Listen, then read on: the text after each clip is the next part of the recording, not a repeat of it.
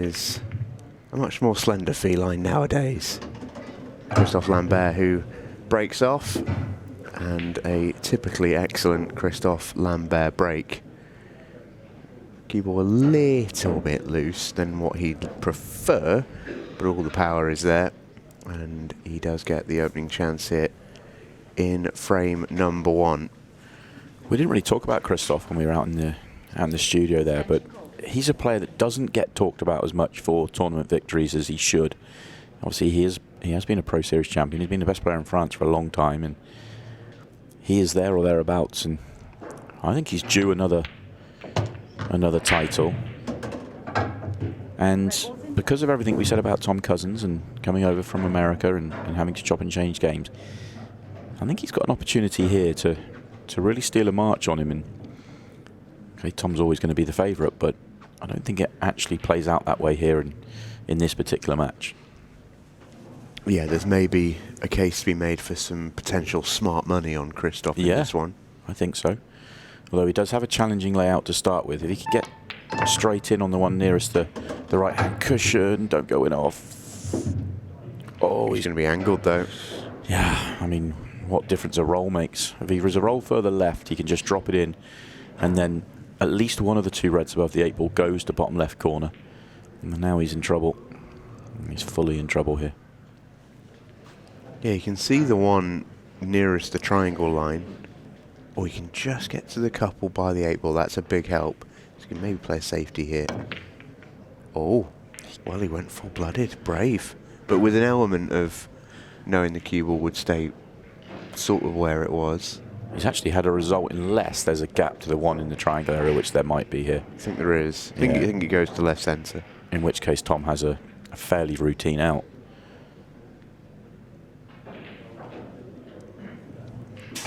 Well, we'd say ordinarily it's a fairly routine out for Tom Cousins, the way he approaches the game, the way he makes and has made these finishes look so easy. But I would put it to you that this one, just in the first frame here, is a tester. Gets the first shot right though, and it's almost margin on every single shot. And he hasn't quite got it right in terms of now he's just going to have to find a cue ball, whether he takes the one right centre or the one at the bottom of the table. But once he gets in line, he shouldn't have any issues, even though he's coming off as we talked about, struggling with a cue ball a little bit yesterday. Well, we had him on the in Santa's Grotto after his match with Mark Fleming yesterday, and it was interesting. Tom was quite visibly not shaken, that would be overstating it, but was like, yeah, I really didn't feel comfortable and played really bad out there, so pleased to get the win, but sort of know what I've now got to do. And he said his plan was today to wake up early and go put a couple of hours in on one of the outside tables just to get his feel back.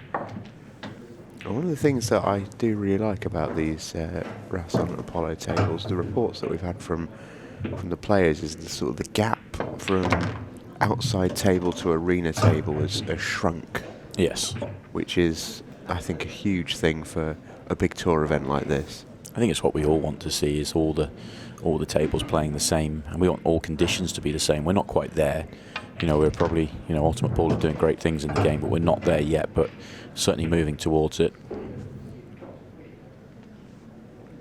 But Tom, obviously, a lot of players come here and, it's a hobby. They obviously want to win, but it's a hobby. This is Tom's job. This is business, so of course he's going to get up early and stay late to do whatever he has to do to get himself in the best shape to play well. Job done in frame 1 for Tom Cousins.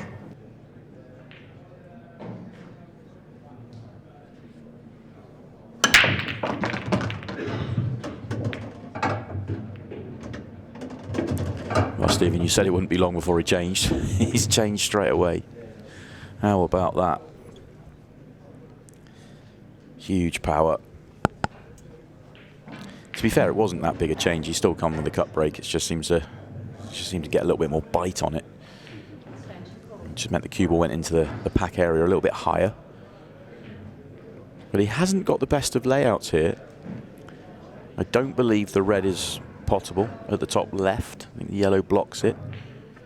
And the two reds at the bottom are awkward, so And if he goes yellows, does the one below the 8-ball pot? Probably, but there isn't much room. And then you've obviously got the one right at the top of the table. So both sets have problems. And that hasn't quite come out as Tom Cousins would have liked. Which means he can manufacture this plant. I think he'd have to catch the first red quite thin, maybe half ball, maybe even quarter ball, which takes the cue ball up the table and leaves the red down the table.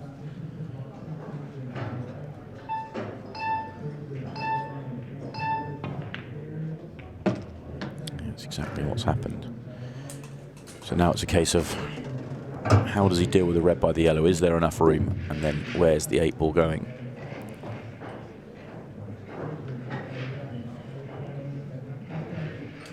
Probably can get enough running side on the red to top left to come off the top cushion and half ball the yellow, which solves the red top left. Just got too much side in, but it's come out okay. He wanted the yellow only, not the red. Not exactly a bad result, though. Yeah, it's just about okay. Still has the problem with the 8-ball, though. I don't know whether he can... If he can pot the one to top left now and really play it slowly enough to let it grip with spin, can he come off the side cushion and just get into it? I just don't think so. I think it's too thin. So playing it twice across. That's brilliant. That is absolutely brilliant.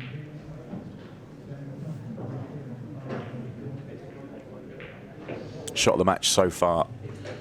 How close to the yellow did he have to get there? And it could not come out better. Yeah, super shot from Top Cat. He's got a little bit of work to do here, though. A bit mileage with the cue ball, but there is space for it.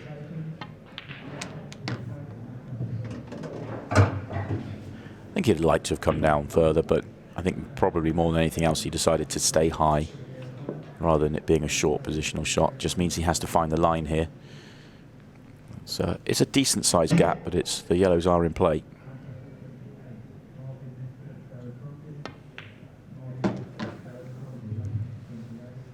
This has been the best visit in the match so far. It really has. Yeah, high level. Had to work very hard first 3-4 shots, but he was always working. He didn't do anything easy. Until they're open, he'll keep trying, and that is fabulous. Terrific Tom Cousins, 3-1 leads. Just makes it slightly trickier. Still expect him to... Ollie's going to go in and move them. I'm really surprised at that. He had 2 plants available in there, both of them gettable, and both of them would have allowed him to unfold, but he decided to play in, and it's really not worked at all. Yeah, he's now in a bit of trouble. He still has a shot, but I think there may be a safety coming here. Or is there?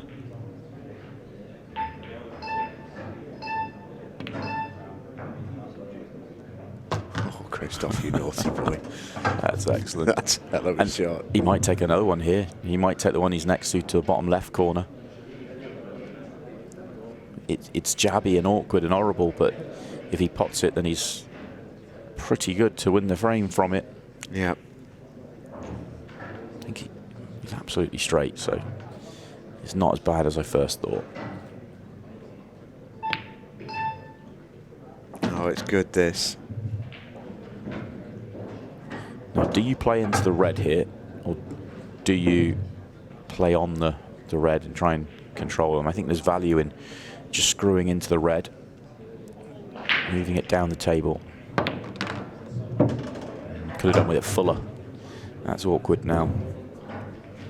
If he catches it full, he stays on the red to top right, but the red he's just moved would be nearer the right centre pocket, and that becomes his connection to the 8-ball. Now he's got to play some really good shots here. He's telling us he likes the double, but you'd have to come twice across to get onto the red, and the 8-ball's in the way of that, so it might have to be the double.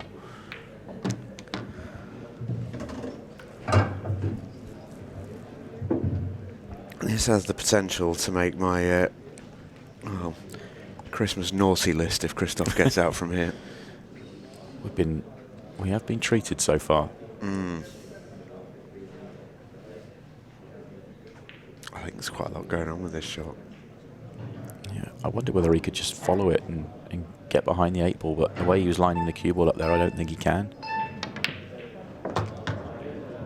Oh, he's short. He's going to kick at it, I think. He'll go close to kicking at it, you know.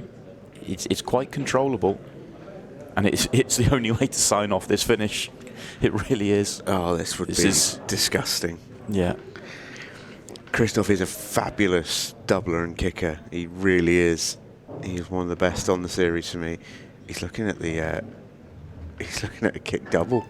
His left centre pocket, I think. Oh, he got it. Oh, he got it. Well, Christoph Lambert with a little bit of va-va-voom for us on the Pro Series. That is a disgraceful finish. Outrageous. Just truly outrageous. It was cut breaking them. No, it is front ball. What a break. And it's perfect. That's the best break I've ever seen Tom put in a 6 red.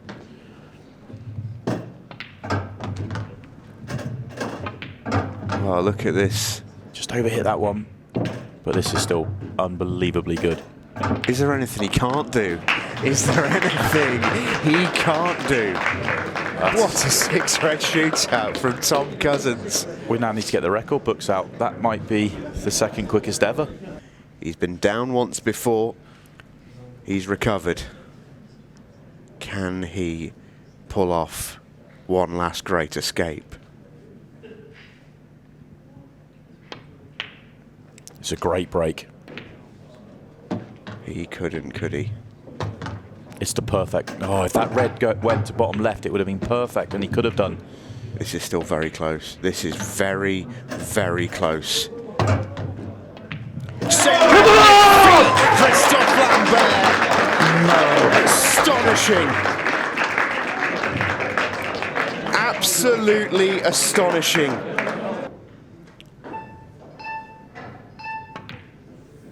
I was trying to play with a lot of side and get over into it. That always looked like an ask. The only thing was, I suppose, playing that with the left-hand side in some ways made the pot easier, or at least didn't make it more difficult, so maybe it was worth a try.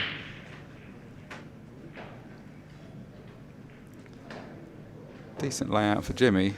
He's got the one red, obviously, that's tied up with the plant, but can play either a cannon into it or be an easy loss of turn. Can play the cue ball tight into the red that's on the left cushion, or just safe at the top of the table, leave Jack with no kind of shot. Yeah, you could get me sort of to the side of it and play the plant and put the cue ball behind that red as well. Leave him completely snookered.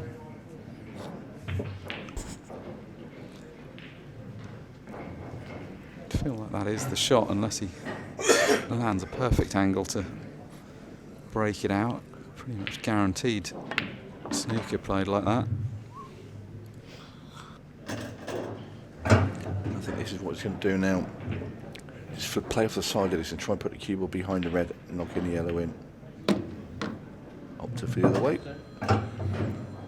Either or was good enough. Lots of side off the bottom rail now for Jack. A bit more than that. I thought he might play it a little bit softer. Well, I think you needed to play it a bit softer for the side to take. Played at that pace. It's an ask to swerve off a cushion. The spin isn't really taking effect, so he just bounces off kind of straight.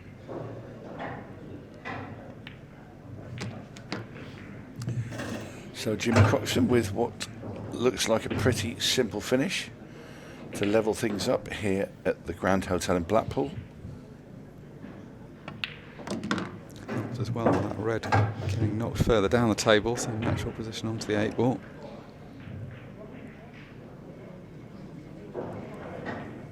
A lot of time used up for these first 2 frames. 15 minutes gone already. Yeah.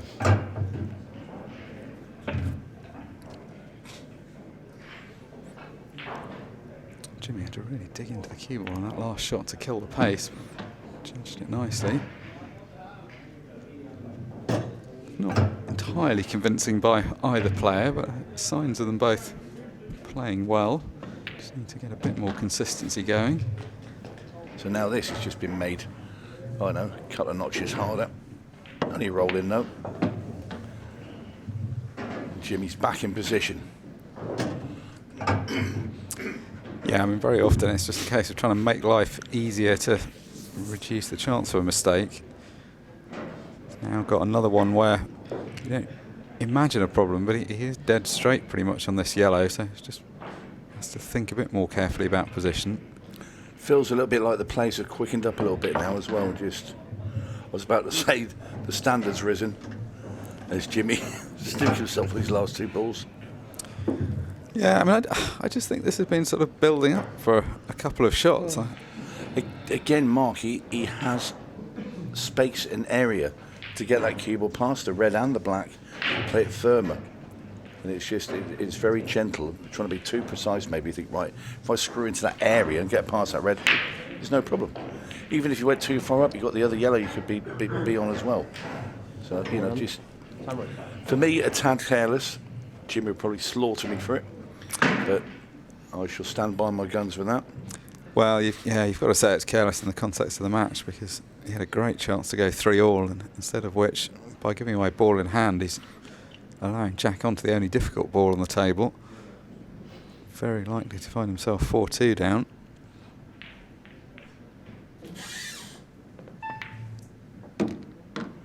Often that's the goal of positional play. It's just to take out finishes in a way that you don't leave yourself the chance of a mistake.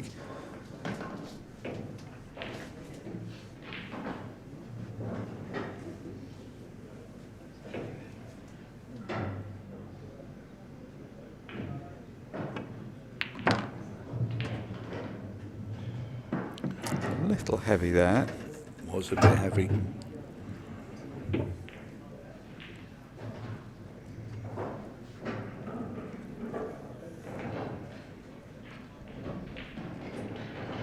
Should still be okay. It's just left this in a way that is missable. You wouldn't expect him to miss it, but it's not 100 out of 100 from that position. Nice nudge. That was a perfect little half ball nudge into that red. I'll tell you that now, because that's just connecting out to the three reds at the bottom of the table. Those two reds are available in the bottom right, so he's just there. You see where he wants the cue ball. If you get the cue ball there, he's got choice of position then, and the frame's dead. And this is a big and important frame at this stage in the match. This is for a 2-frame lead. And you see the clock, we're under 15 minutes now.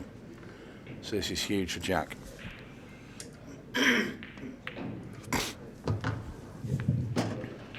Yeah, he played a really good shot, that one along the top rail. Showing signs of playing well. It just feels like he's just a ball or two away from really being in the right zone. It's going to be quickly forgotten though if he can get this to 4-2. Clock's going to be running down. Oof.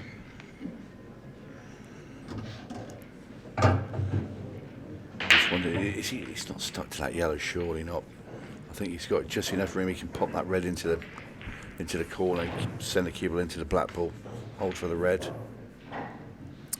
Yeah, it's lucky the black is where it is, because that makes the position easier. Oh, got away with one there. Yeah, he really has. He's not played around that side of it at all. He hits that thickery snooker. You know, you want us to just pop straight into it, you know, full ball. And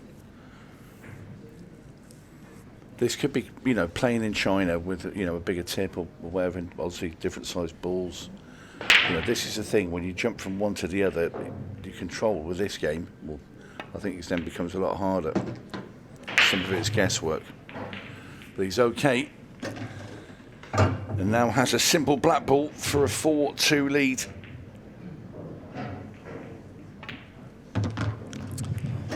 Well, 4-2 it is. It didn't look entirely convincing. Both players, it was the same kind of thing, just didn't quite seem to have the cue ball. 6 minutes and a second on the clock. So still time for Jimmy Croxton to stage his comeback. this going to be dry? It is. Jimmy's out of his seat. Well, you don't get many dry breaks from Jack Wheelen. Could this be the chance that Jimmy needs? It's not an easy one, but he'll be happy to get back to the table. Must-win frame here for Jimmy Croxton. He's going to play this plant down here. Red, yellow, red. Corner. Made it, but he's ended up stuck behind the red he struck. It will go into the top right-hand corner.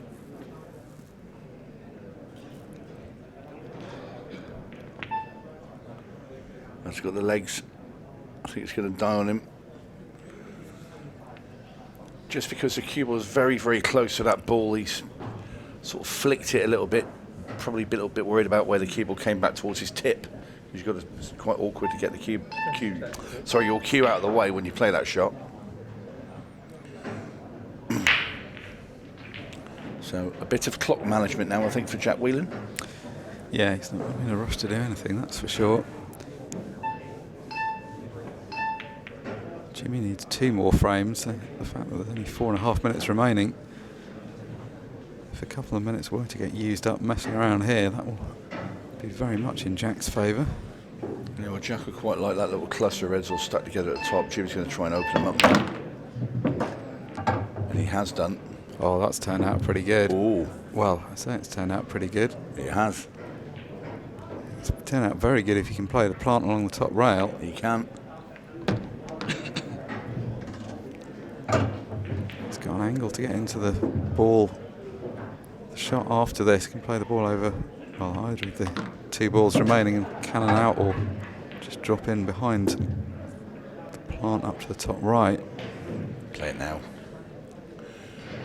Can't play it after because you're pushing the second red.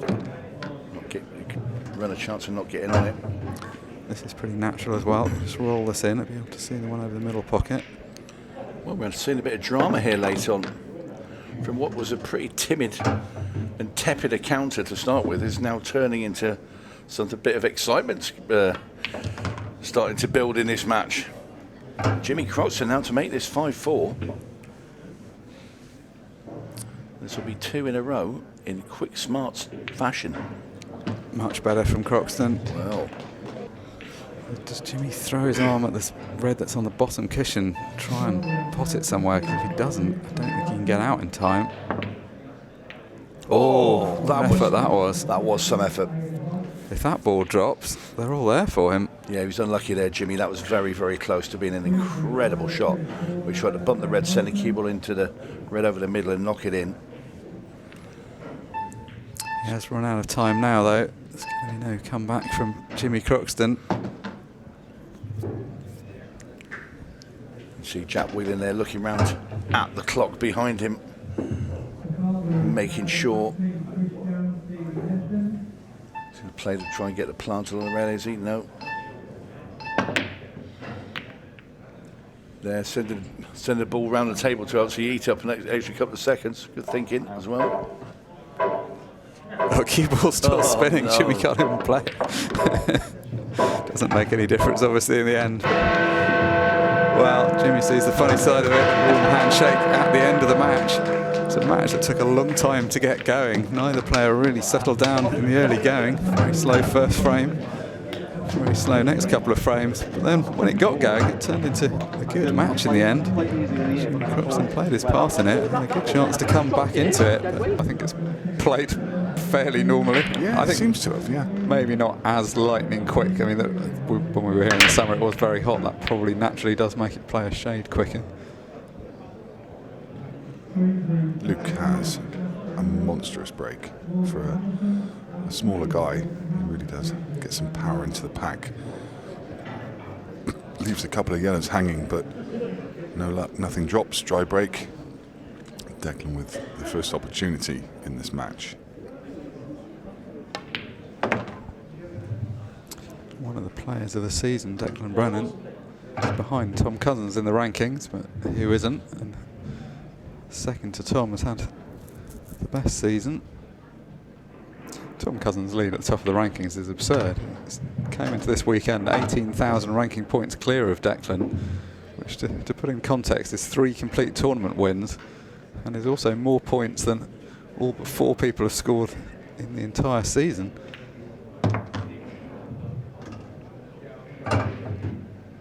Declan, though, has got to be happy with his season's work.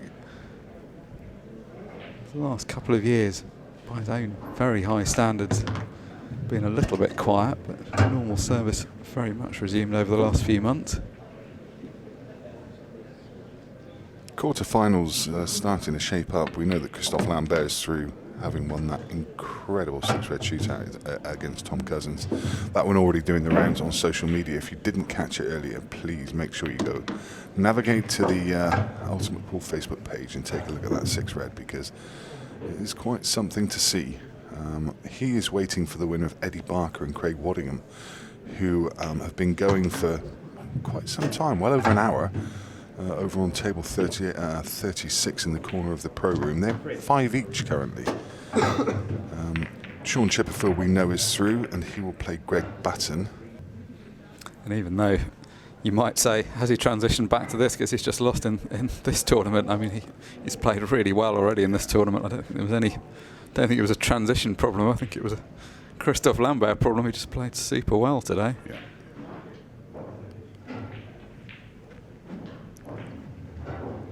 It's obviously going to go down as the year of Tom Cousins, regardless of what happens. But Declan's number 2 in the rankings. If he was to snap off a tournament to end the season, that would be a phenomenal 2024 for him. I'm thinking this red must pass the yellow into the bottom left, because he's trying to land on it once, and he's going to try and land on it again, I think. Well, it might not now. That tiny flick on the yellow, I think, has cost him. If he gets past the yellow here, he's okay. Yeah, so he's going to have to go cushion first into the back of the yellow, and this is high tariff. Yeah, this yellow's a long way from the pocket to play this shot, but what else can he do? I'm not even sure the angle's there to get into the back of the yellow. Good effort. Yeah, had to play it firmly as well to give it a chance, but that was never easy. Just creates a little bit of work for Luke, in that he puts the red across in front of the 8 ball, so just something there for Luke to do in terms of landing on that 8 ball or moving the red or moving the 8. Well, he's left it for Declan to move. Played the snooker. Well, I assume he's played this, unless he's had some kind of kick there or something, because I felt he was going for the pot. Yeah, I agree. Like, instinctively, it felt like he was never playing the snooker there. No, because actually, why would you? Because it gives Deck a great chance to. Well, playing a snooker wasn't the wrong shot, but I just think you'd probably play off the ball above it, because you'd want to develop that. I don't think he just missed that badly. I mean, maybe he did, but you could see as he was laughing as the camera panned to him, maybe it just went wrong. Either way, that's sometimes the case. You do something unexpected and it can turn out for the best. Well, that's not turned out for the best. He was trying to cannon that yellow full and set it up for the middle pocket. Yeah. You might see him play a snooker here.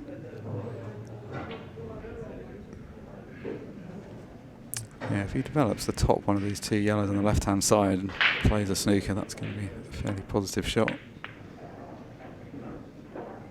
That's fine. Yeah, that was definitely the percentage shot there, because he was taking on quite a high tariff pot if he went for it, and if he didn't get it, he opened the table. So I think developing his balls there and leaving Declan in a spot of bother was the order of the day. And this, I mean, it's not the easiest ball to pot, because the 8 ball is just in the line. That's why he came off 2 cushions. It was just in the line of the up and down to come down and hit the potting angle of that red. You had to almost shave the 8 ball. So he came off 2 cushions.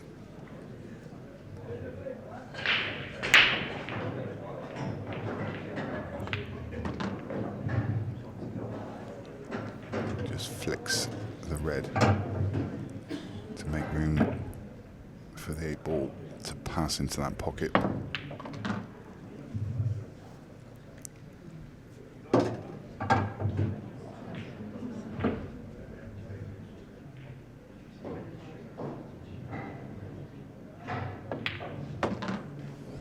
Did the right thing there. Was always going to have to play some kind of cannon onto that yellow, so committed to playing a positive shot. And now he's got plenty of angle to come round for the 8-ball. There's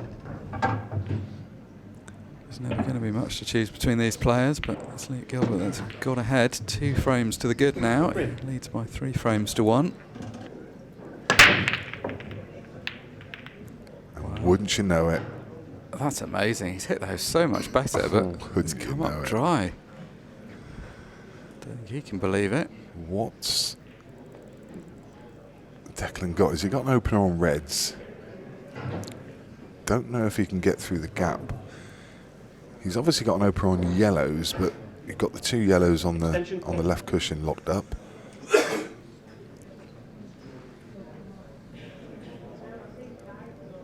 Yeah, the reds are slightly more open, but as I say, I don't think he can get through to a red.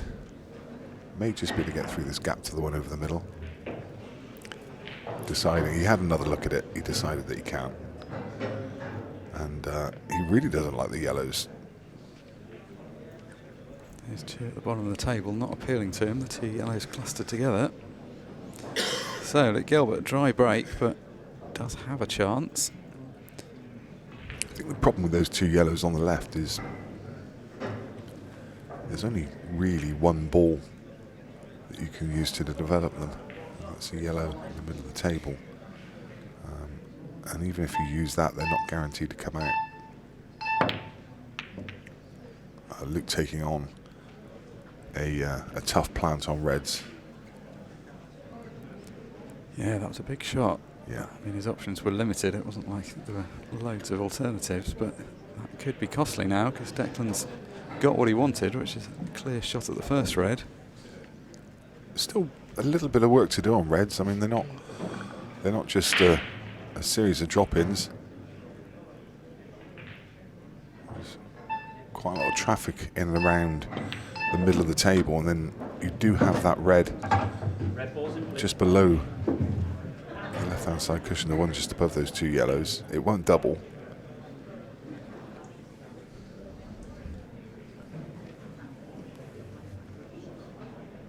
A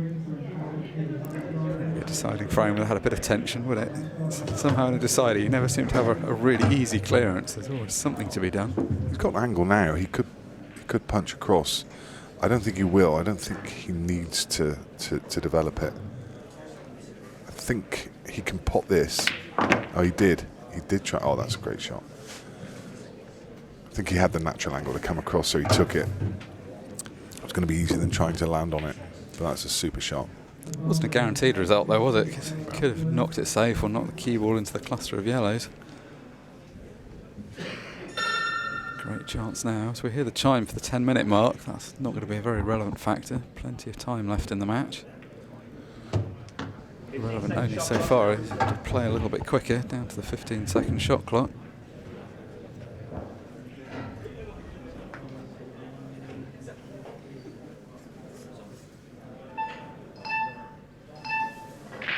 Needs to leave the right angle here. Think he's okay. I think he's just straight enough that he can top through.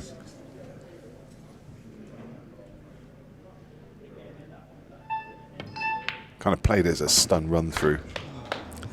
This has been really good from Declan. 6-4 down. Yeah. Looked like he was almost out of the match, but just hung on in there. And now he's worked this chance to potentially get over the winning line and book that place in the quarterfinals. Luke's going to be annoyed though, isn't he?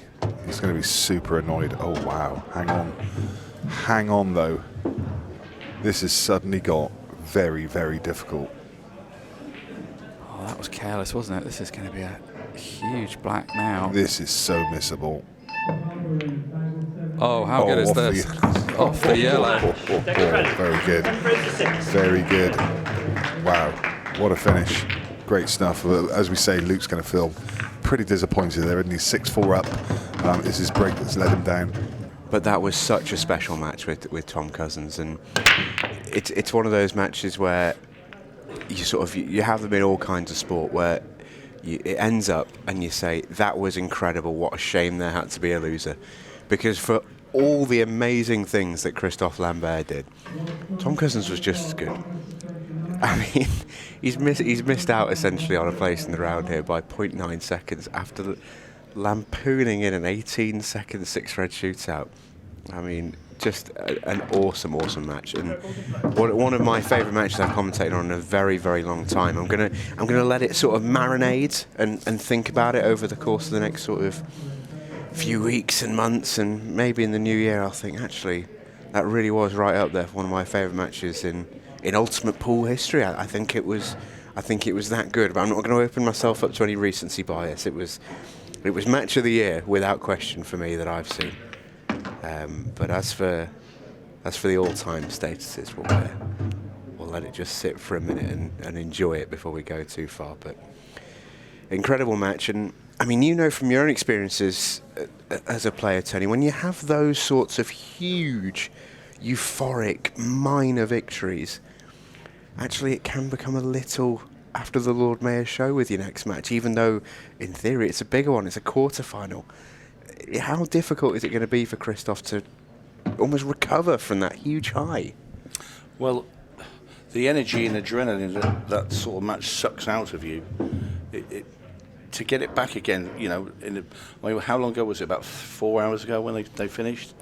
And less than that. About so they probably finished around about this time 2.5, 3 hours ago. Yeah, I mean, you know, generally, if you're playing like the World Championships, European Championships, you had a win like that, you wouldn't play till the next day, so you could go and dine out on it for the day and sort of skip around the town and tell everybody, did you see my match?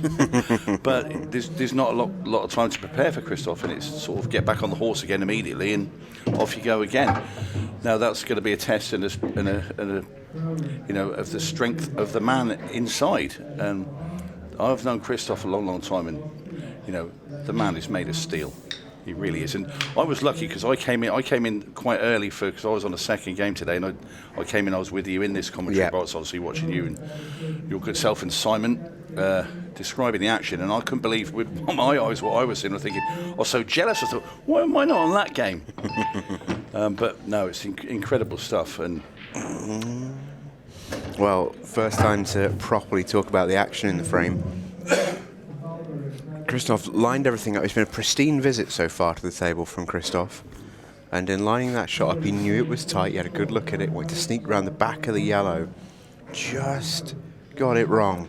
Can he recover the situation? He's got to dig into this, I think, to avoid that yellow. No, embraces it. Is he going to have a shot? He's got a shot. But how do you like these to go 1-0 in front? He's looking at this cut, and it's ridiculously thin. I mean, does it cut? I think it does, but it's really thin. Yeah, you can. But it's take the paint off the ball thin. It's a bacon slicer.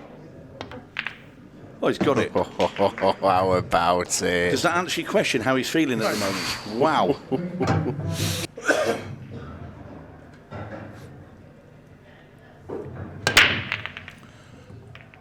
Nice split. But he's not going to have any friends. And it will be the Frenchman that comes to the table with the first opportunity in this fifth frame.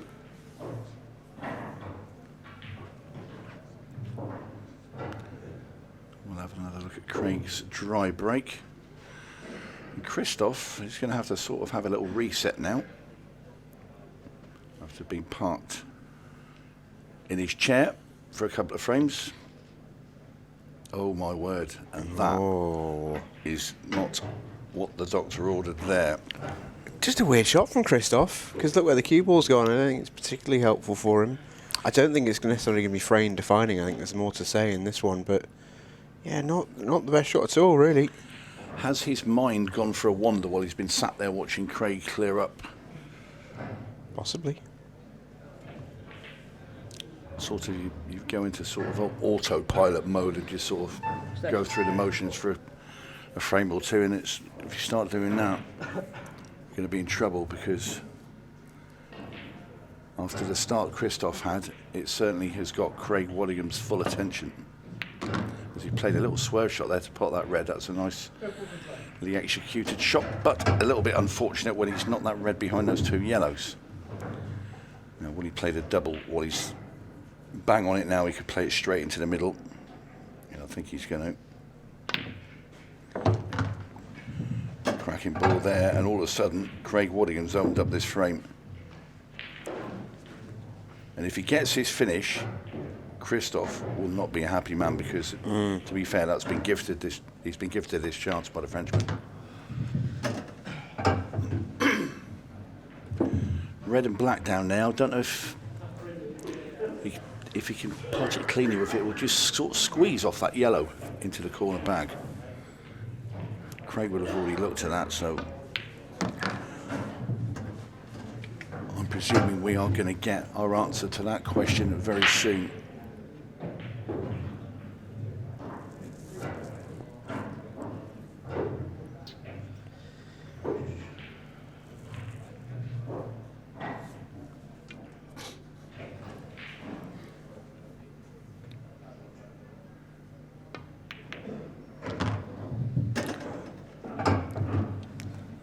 Going very close to the black as well, could be causing another problem. He might even play red onto red, cannon the ball into the corner, kick yellow and black all apart. Sort of like a 3 to 4 ball cannon, or nothing at all, just pot it cleanly in the corner pocket, of course. I'm there now running away with myself into all sorts of fantasy pool, and I'll just sit here suspended in animation and talk absolute nonsense. It did look a feasible shot, though, to be fair. It did. Well, how about that from Craig Waddingham? Powers that into the corner, and the black has just parked itself right next to the cue ball, with the yellow shunting into the middle bag, and he'll take that to the bank. Oh, it's come alive, this match. Fine. How on earth has that black ball stopped dead when he's hit it? I mean, it's obviously hit the middle of that yellow. Just going to halt this break chat, because Christoph's got a big shot to play here. Wants to hold on this yellow. Oh, it's such a lovely shot. Was not a lot of room past that 8 ball. 8 ball, I believe, goes to both corner pockets. But can take his pick. Did get enough bottom and side on that. He tried to come back past it and have the black in the same pocket. Now then. Well, he's got to keep his head, because this goes top right. Almost certain. It's a little bit of a fiddly one. As long as it goes past the first yellow, I think it definitely goes past the second. But the way that he's approaching this, I'm not sure. He looks really gutted.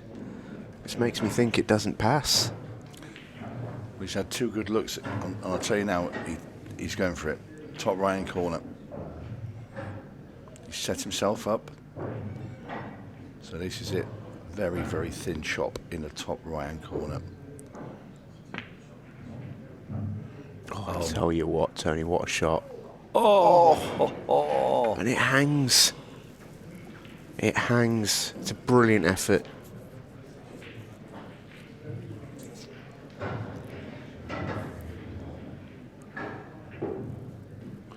Unbelievable. Just caught that jaw at the front. Waddingham now going for the safety. Try and plonk the cue ball firmly in the grasp of these 3 yellows at the bottom. I'll tell you what, he's left him a good chance here.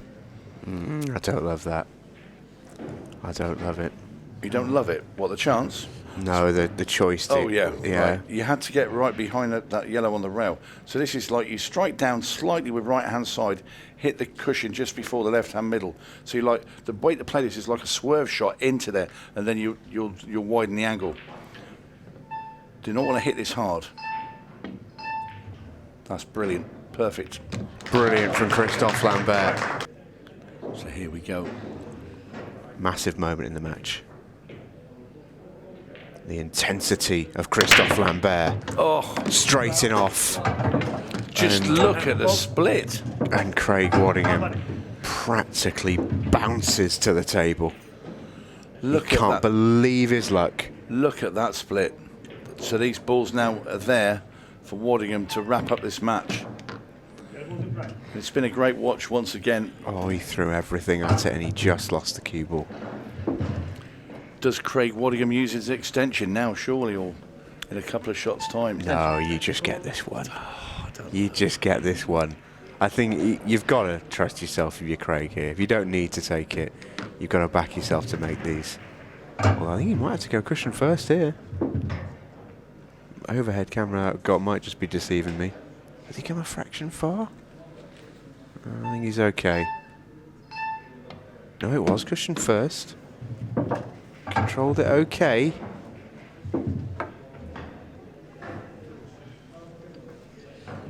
If he misses, Christophe will have time. It's a race to counter clear. Craig has to get these. 2 balls away from a shot at the 8 ball. I'll tell you now, I'm using the extension. Oh, he has now. He has Yeah. used it. Oh. He used it on that last shot where he had to play cushion first. How's your cue ball? It's okay. Yeah, this is over. God, it's been another cracker. It has been. It's been so watchable, this game. Couldn't take your eyes off it. Come on. And Craig Waddingham knows now. Another semi-final for Craig Waddingham. His journey is not done yet. Christophe Lambert's road is halted, though. What a matchup between these two giants. You know, Chippy making another deep run. Yeah, this is going to be a fascinating match, of course. A race to 7. And you see the 50-minute match clock. So we get this second quarter-final underway. And a great break there from Batten. My word, he's potted 4 reds. It's just more of the same, Tony. More of the same. This is exactly what he was doing yesterday. Potting 4 reds? I mean, just breaking phenomenally well. Look at it. It's a great split. Cue ball safe and. Well, I've always been saying it for a long, long time, and Greg's from down my neck of the woods and such a good player. You know, his stance, his cue action, I do bang on about it, but it's just all very textbook and all very smooth. And I always feel that he just needs to get over the line at one of these events, and I think he'll win a load of them. I really do. Such a good player is Greg. Opting for the yellows. Yeah, and so often happens when you pop a large number of one particular ball set. You often go for the others because More choice. yeah, more choice, more traffic there to navigate around. Well, this effectively could be a 12-ball break and dish. Yeah, I've seen many of them in a supermarket.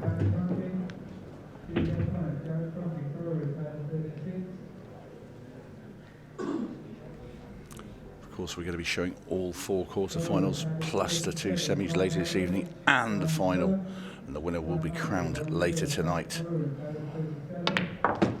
Craig Waddingham, the only man in the quarters at the moment. The winner of this will play Craig later this evening. We've got Josh Kane versus Jack Wheelen. yep. Yeah, another good one. That's coming after this. Yeah, Josh having a good weekend.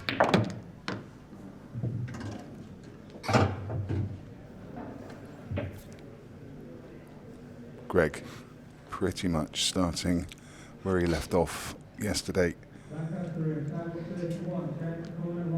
Cue ball under control. Just to let you know what we're rounding off with, our last quarter final will be Declan Brennan and Shane Thompson. Brennan coming back. He's back against the wall against Luke Gilbert from 6-4 down earlier today. Greg Batten looking in fine fettle in this opening frame.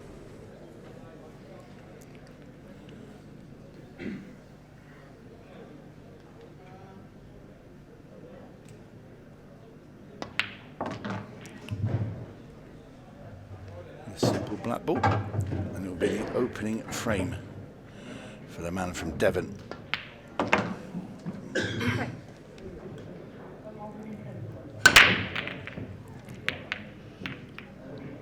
Cue ball stays on the edge of the pocket, but it's dry. Yeah, dry. Look at the yellows here. These are great. Didn't feel like he got the same kind of timing that he's been getting with that. I mean, it was a good split, but just the power just didn't seem to drive through the pack. He'll be annoyed as well, because what a chance that was to cement in that lead. Well, this is 4-3. There's no way Chip is missing these. And Yeah. again, he'll be a little bit fired up, I think, inside because of not dishing up the last frame.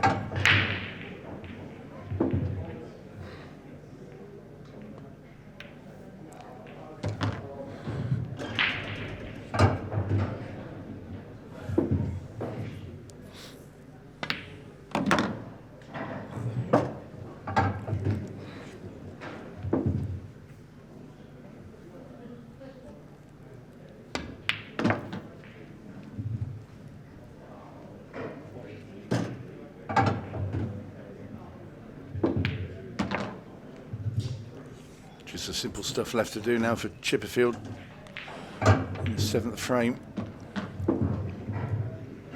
As he quickly removes those yellows and this black. 4-3. Still over half the time left as well. 7 frames played. This ball's moving everywhere. I mean, he timed that. He timed that so well. Yeah, he didn't. It looked effortless, but he got the balls moving really well around the table. It's probably 60-70% of his full power.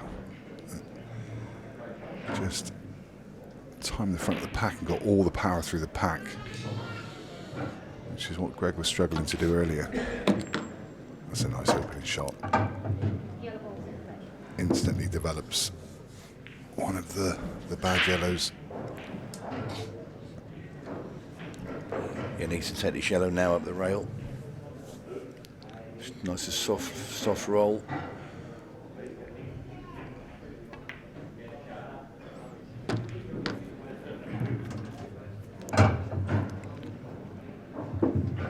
Only problem is the way that red is parked in between the two yellows.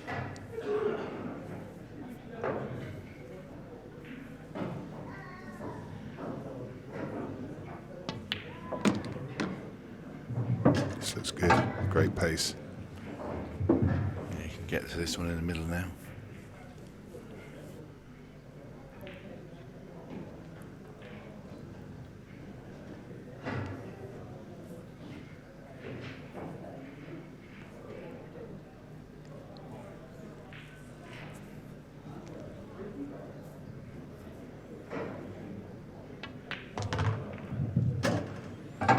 He's okay. Yeah, he judged the cannon on the red well. He just pots this one down to the bottom left and just rolls the cue ball down for the ball at the bottom of the table.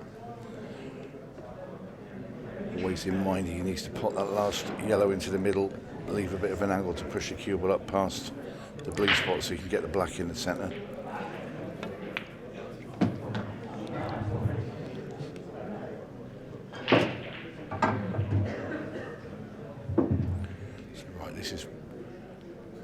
Needs to be quite precise.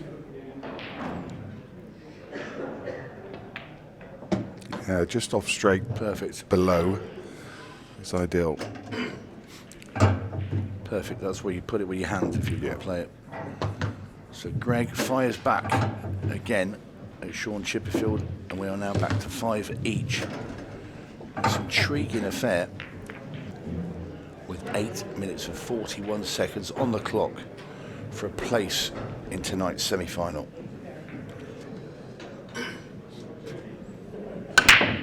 Batten breaks. Batten gets a ball. He's not going to go in off. He's going to have first opportunity. What's he got to be left with? Yellows look absolutely fantastic. They're all there. There is a clear path to every single yellow. Maybe the two at the top of the left-hand side of the table, they're going to create the biggest problem for Greg. But it's Pac-Man with the first sight of the finish line. Yellow balls and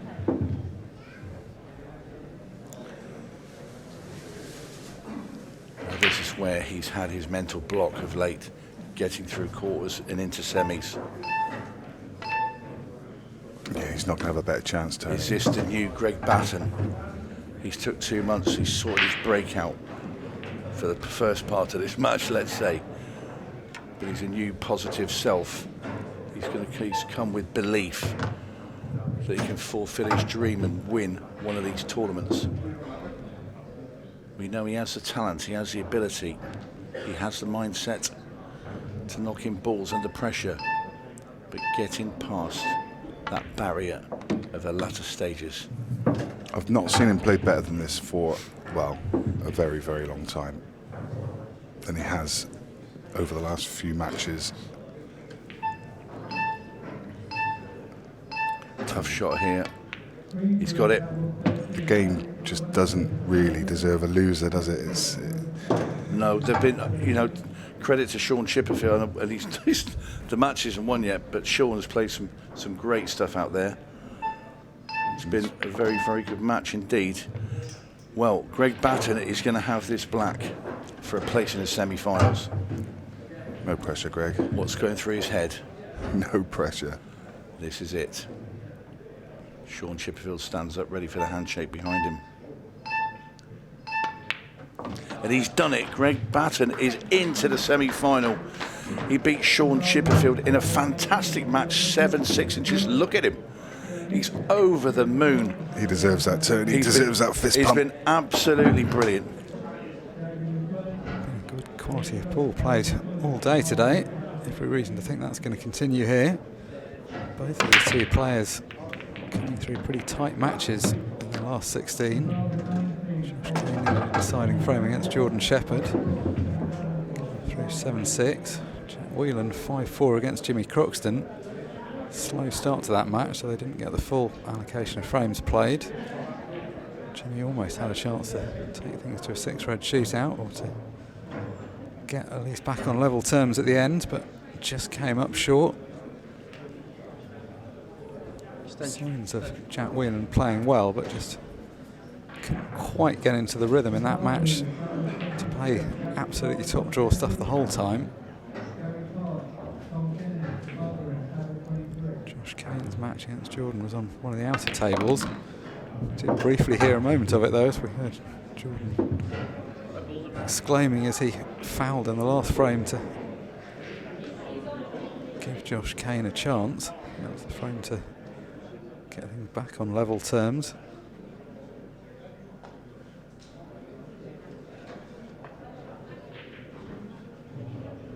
Twice a winner at Ultimate Pool this season.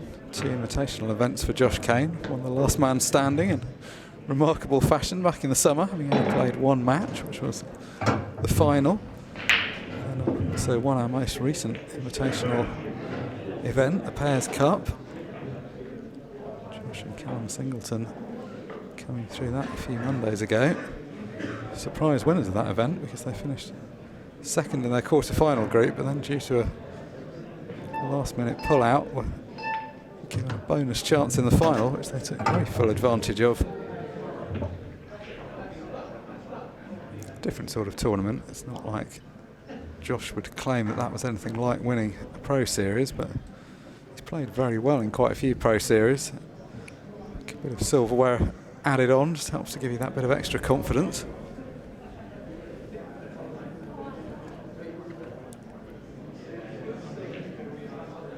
I think when you see these two lining up, you'd often pick Jack as the slight favourite, but Josh's been playing well this weekend and he always gives everything. He's going to have to give everything on this shot. This is tough. Got a very, very small window to land in, and he's got quite a big angle too. He's come wide. That's no good. Surprised he didn't just try and land that that narrow window. I know it's a very narrow window, but trying to pot that red from the middle of the table is, unless he was just trying to get higher and maybe play a double. Yeah, it was not an attractive shot either way, but I agree with you, because if he doesn't pot this ball, the frame is effectively going to be over anyway. So to come off the top cushion, very hard to imagine how he's going to pot it from there. That's pretty much worst case scenario. The red's close to being dead. He's promoted one of the yellows. Clear opening shot for Jack. Can't ask for anything more than this for his first frame. So with his last 16 match against Jimmy Croxton, he was on the edge of playing really well. There's moments when it seemed to come together, and there were moments it just didn't quite gel. He felt the table didn't play quite the same as the outside table that he played one of his earlier matches on. For the most part, the consistency of table has been one of the biggest steps forward for the Ultimate Pool era generally, but particularly since we got the new Rasson tables. All the tables exactly the same style and model, so bar the obvious odd atmospheric thing that might be different with one part of the venue being hotter or colder, basically all going to play exactly the same. No surprise to see him tearing through these balls. Good start from Jack Wheelen. The last quarter-final due up after this one's between Shane Thompson and Declan Brennan. It's due on at 6:30, maybe a few minutes late, just probably running a couple of minutes behind. And we already know the first semi-final is going to be Craig Waddingham, who beat Christophe Lambert against Greg Batten in that thrilling previous game against Sean Chipperfield.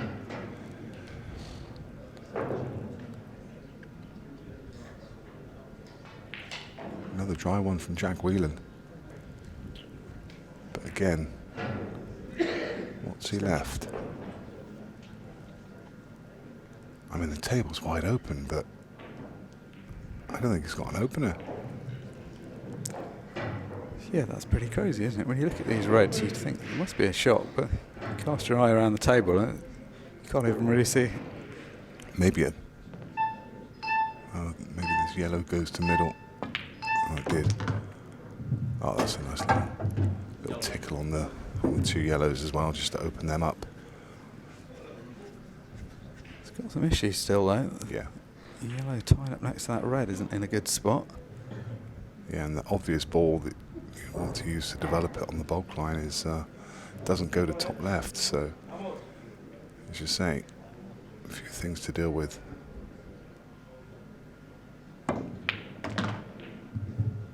He's not got through that shot at all.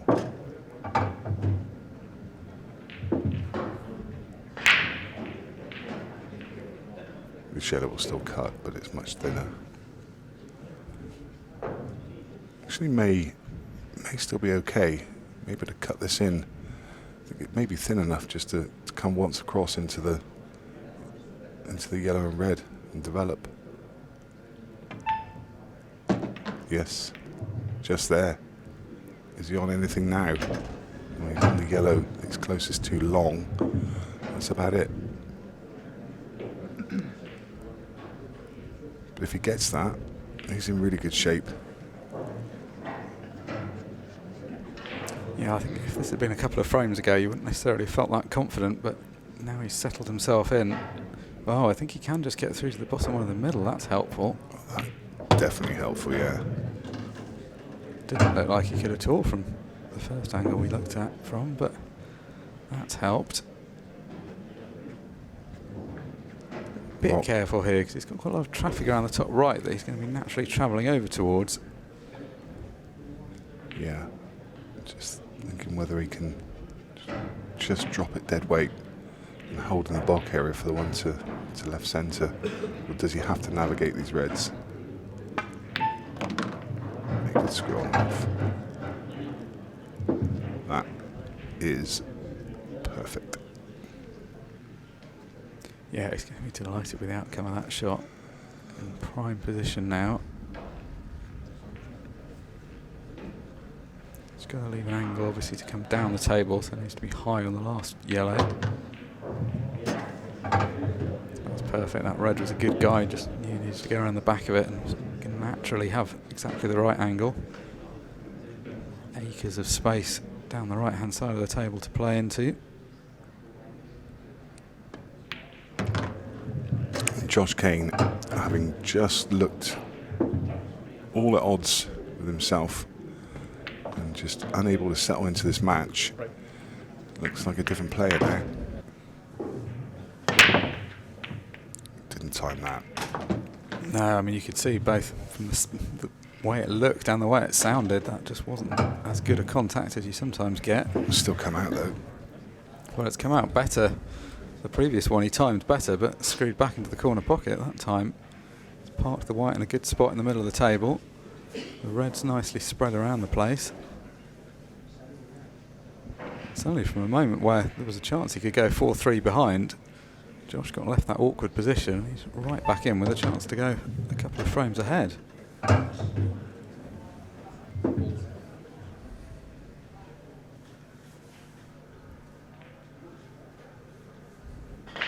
He's a serial winner, as we were mentioning earlier on. People that have won as much as that are good at closing out winning positions. He's not somebody that's going to be afraid of the finish line.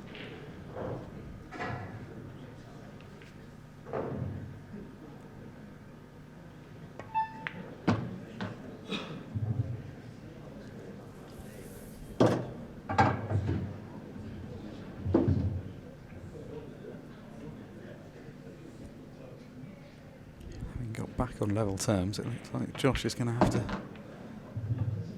stage yet another comeback in this match.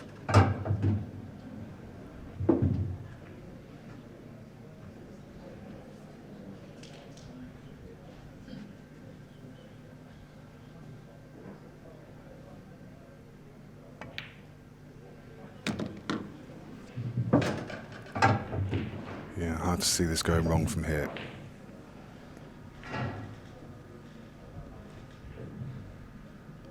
When he's playing at his best, he just looks so controlled in positions like this.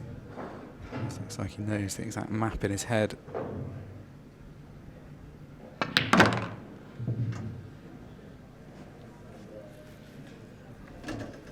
It's quite a nice angle. You can just swing the cue ball round off 2 cushions.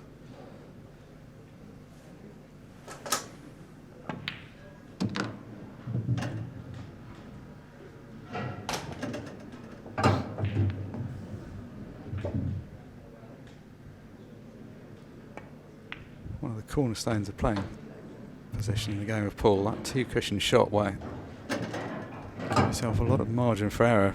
Come along a line where if you overhit or underhit the ball, you're still in good shape.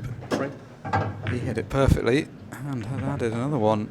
So the 2-frame lead re-established. The latter of the 2 options.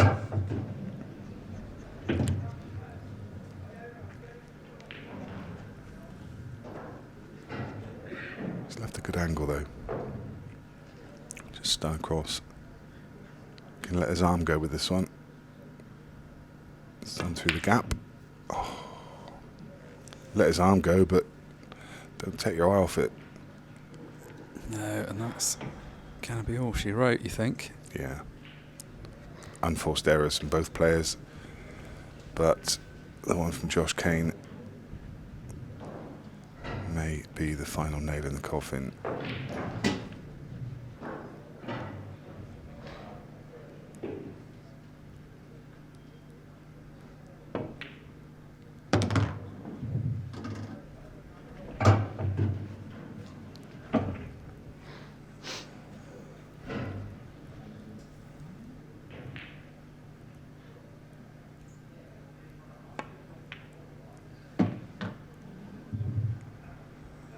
Been a good performance from Jack Wheelen.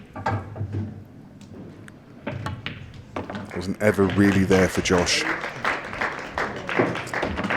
No, it was a tough evening's work for Josh. Just couldn't quite get enough chances. And just had a few moments of bad luck and a couple of mistakes as well. But that was probably later on, really, once the match was already starting to get away from him. It is the final quarter-final of Pro Series 9, and it's a cracking matchup here, actually. Declan Brennan, who's been one of the players of the year, right in the mix for finals this year, and he's in another quarter-final, up against the former #1 player, Shane Thompson, who is having somewhat of a return to form here in Pro Series 9. He's been down and out for a little while, but the form is starting to return, and he has got his eyes set on a semi-final. Delighted to say, and I think this might be the first time this weekend, Tony, that I am joined by Tony Holgate on commentary, which means I am really looking forward to this, and I hope you all are at home as well. Hello, Simon. I've missed you. Well, I'm looking forward to hearing more about your job in a furniture factory. Well, it was a department store. Come on. Oh, sorry. Furniture factory. No, this promises to be an absolute belter. I was going to say cracker, but you can't because he's the safe cracker's playing. But we've had some great matches today, and when I came in early this morning, the first thing, and I was early for my match, and yourself and the great JMO were on that fabulous game between Christophe Lambert and Tom Cousins, and it was just incredible to watch that unfold. And I think all day there's been some intriguing matches. I mean, it really has been a high standard. I don't know, we always say that, but we don't always say that, do we? No, we don't. Sometimes it isn't, and you know, we've got to call it as it is. But what we have seen today has been brilliant. Declan was fabulous when he came through earlier on against Luke Gilbert, and he had to do it the hard way. He had to win the last three racks to get the victory, and yeah, it really was high quality stuff. And he's in with the first opportunity here, and this is obviously for a place in the semi-finals against the wonder Jack Wheelen. Yeah, that was another one. I came early and saw the last 3 frames of Declan's comeback. And he potted an incredible last couple of balls, the black as well at the end of it when he's bridging over the yellow that played it off the other yellow in the top corner. Great shot. Nerves of steel, the man from Northern Ireland, and this looks a pretty good start about to happen for Declan.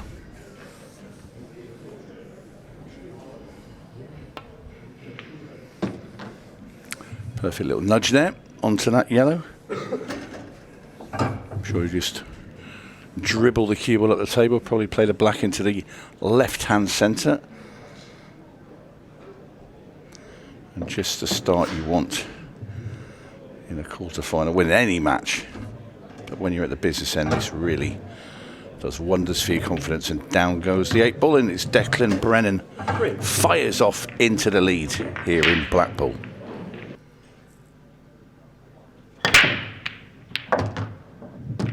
Well, he's got a chance. And, well, I was going to say it's a good one. If he could see the red to the top left corner, I think it would be very good. I mean, yellows aren't really a problem. So yellows will work here, actually. He's got the centre pocket, and he's going to go reds, though. There is actually a nice route out on yellows. The yellow in the middle of the table did go right centre, and Red balls in. yeah, my gut feel straight away was reds, but I actually like the pattern on yellows that were from where he was.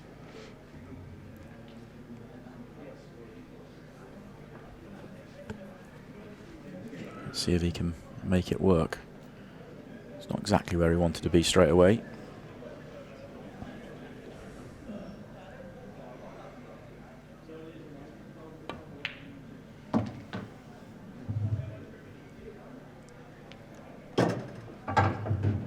Back in an awkward spot. Gonna have to play a plant. Yep.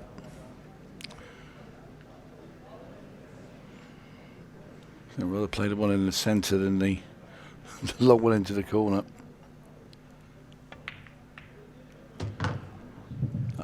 That's pretty good. You now get to the ball over the top corner.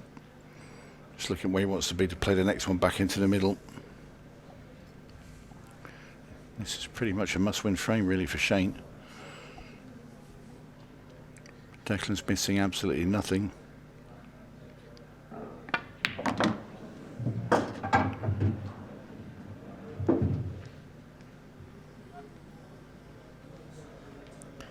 He won't want to drift too far past the straight here. No, he won't. And just because of where the 8-ball is, looks like he's got quite a bit of angle to hold here. He's actually played a really good shot.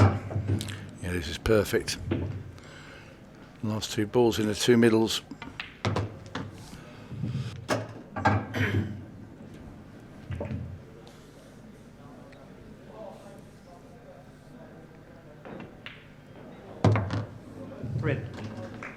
You'll probably find Declan has a really good break here, pots loads of balls and has an easy layout. Ooh, cue ball was saved. It was. That was going straight into the corner. And look at this again. I mean, we are seeing so many good layouts. But look at this cue ball. It's going straight towards that corner. Wow. Oh, that's going to be sore one for Shane Thompson. That really will be. I don't think I can remember a match where we've seen so many good layouts. Normally there's, you know, as a professional pool player, you'll take one problem to solve, you know, and the rest are laid out nicely. You take one problem to solve with some good ammunition to solve that problem.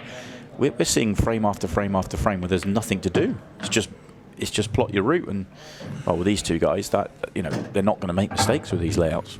No, and it's just each ball is like a little stepping stone going up the table towards the black on this finish.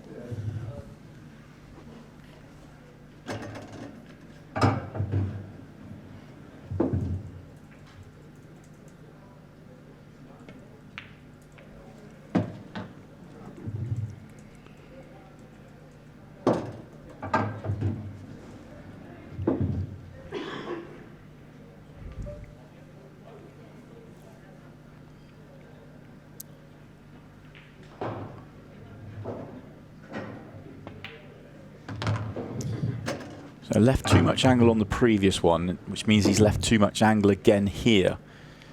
Can he kill the cue ball? Probably not. So is he looking to come a different way round? Yeah, this one was all born from, like you say, about 3 shots ago, just dropped a little bit short. And we're talking like 1 inch. That's made a difference because every shot since he's been slightly out.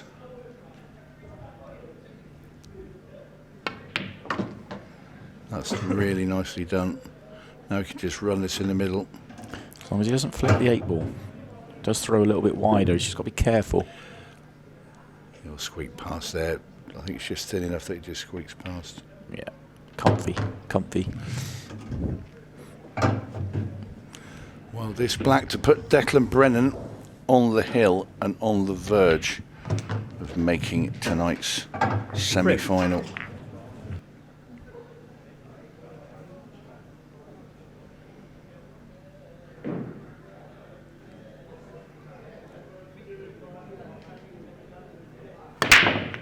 Cue ball. It's not been saved this time. Ball in hand from Bork. He was flirted with it last time and he had it saved. But Time running. can Shane Thompson park these reds? Yeah, look at this in again. their pockets? Yeah. Again, it's there's not really much. There's a touch more than previous, but we're really splitting hairs in saying that. There's a chance that Declan Brennan doesn't touch the table again until he's breaking off at 6-6 here. Absolutely, yeah.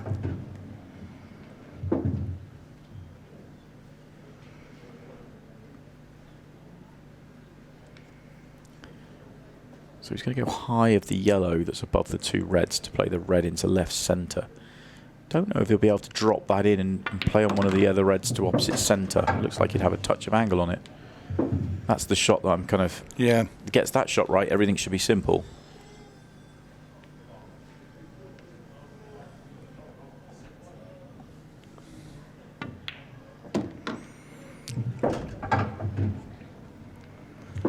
He's got plenty of angle here, so I wonder if he's going to come downstairs to the red that's just below the black. Or come back up again.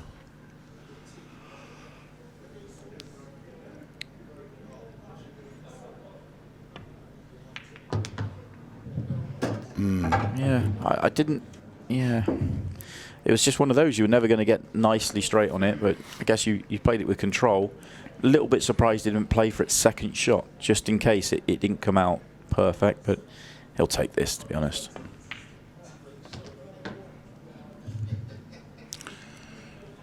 A little bit shorter than he'd have wanted, but he's got a clear view of that top right-hand corner. Now this is where the control's needed. Does he pump this round the 2 cushions, or does he try and hold for the red into the right-hand centre? I wouldn't like trying to hold that on this table. I think I'd play off the side cushion, bottom cushion, and try and come out over on the right-hand side, but I think Shane will probably try and hold, which he has done. He's played that pretty well. He can use the yellow that's on the rail there as a buffer to hold for the black as well. If he cuts this into the middle.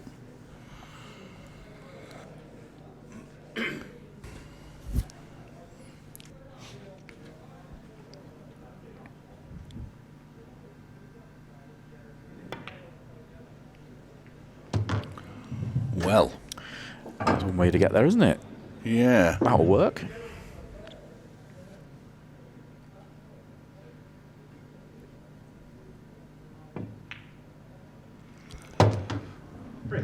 Reverse finish for Shane Thompson.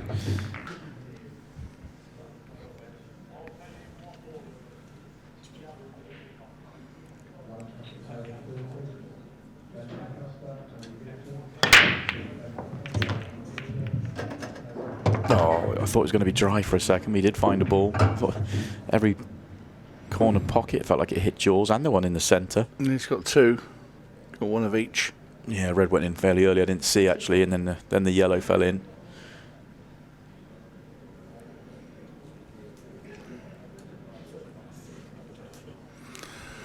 Mayfield, he's got to try and attempt this yellow into the middle bag.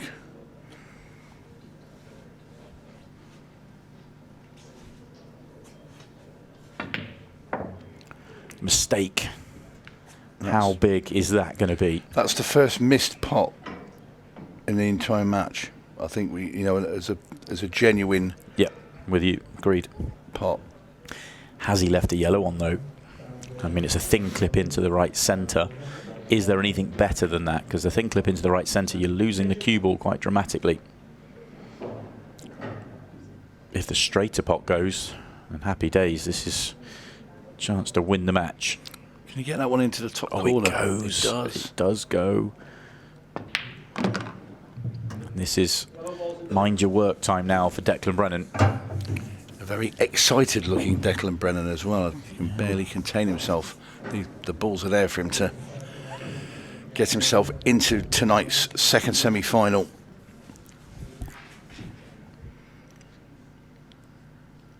But will there be another twist in the tail?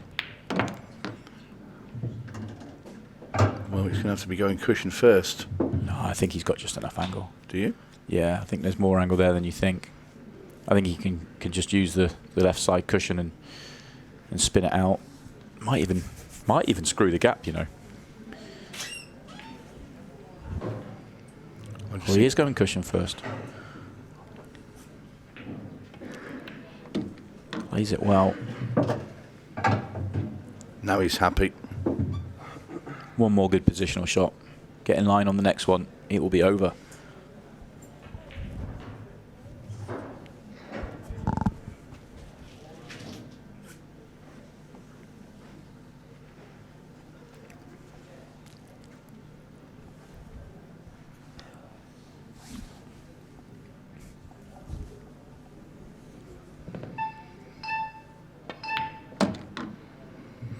Wants to track a bit more. Yeah, straight's perfect. Oh, that's bang on, isn't it? No, I think he's a couple of rolls short. No, I think you can dribble it in.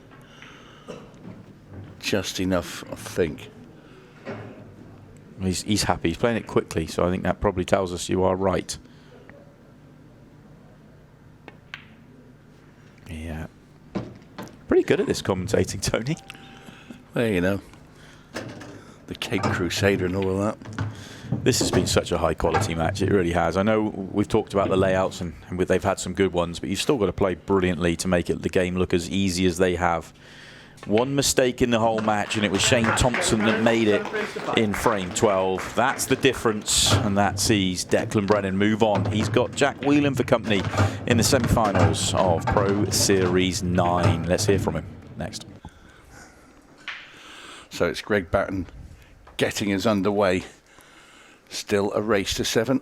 Match clock 50 minutes. I'll tell you what, Nick, this is going to be some match. Yeah, I agree.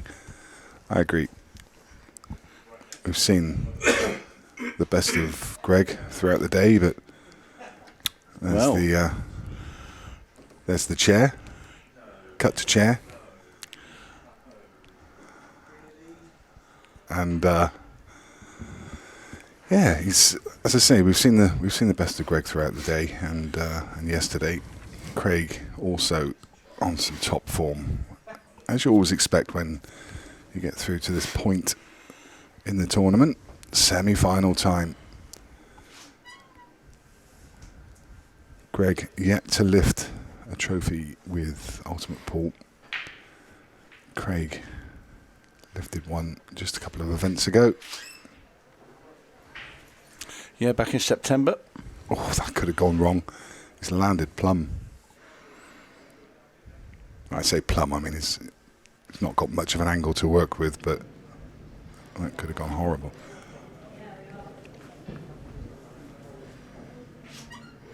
He's not attempting to go game. Opting for a containing shot. As Greg comes to the table.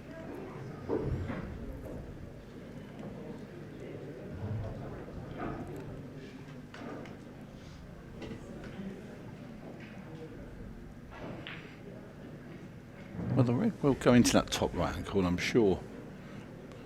But my word, at the start of a semi-final, that'll be some pot to try and pull off.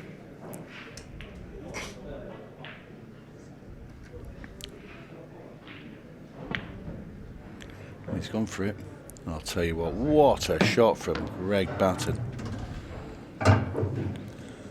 Brilliant. Well, I'll tell you what, I bet Craig Waddingham wasn't even thinking he was going to be even attempt that. That's a brilliant shot from the Devonian. Hails from Tiverton.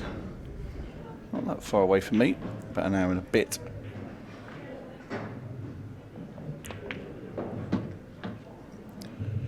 Of course, he's the last man standing from the southwest of England, as we saw Shane Thompson depart not so long ago, against a fantastic Declan Brennan, who we will see after this in the other semi against Jack Wheelen.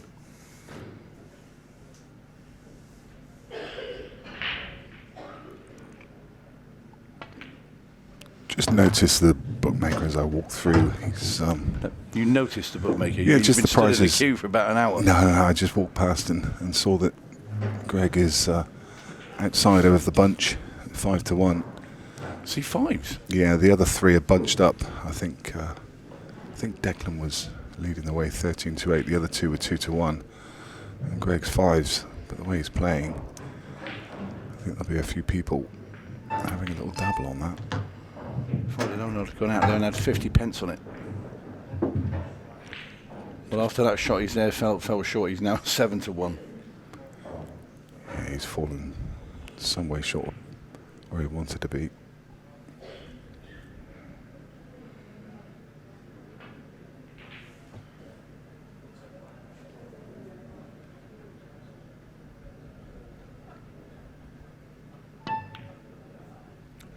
Well, another great recovery pot there from Greg Batten, and that was such a hard cut.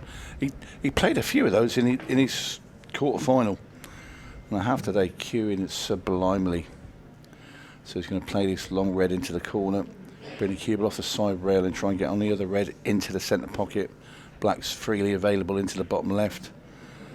So if he can get this, has he got enough on the cue ball? Oh, I don't think it's come. If he has, it's only just, and I think he just can squeak this in.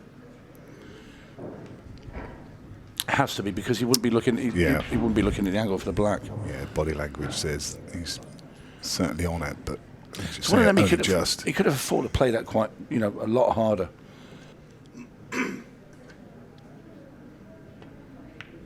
The red's in, so this black. Well, this really would be picking the pocket of Craig Waddingham. It really would, because the opening red that Greg potted was incredible.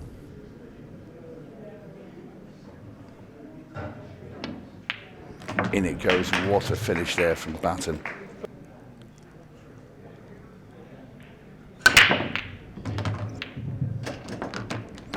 Well, 3 reds off the break there for Greg Batten. Now, we saw him earlier, he potted 4 reds off a break and took yellows. That was in his previous match. I think it might be reds this time, though, Tony. The two yellows are a problem, aren't they? He's got the yellow to the left on the bulk line, which doesn't pass the top left, but Well, he's perfect already. He can take cut the red in the top right, come around the back of the yellow that's blocking the path for the other red on the bulk.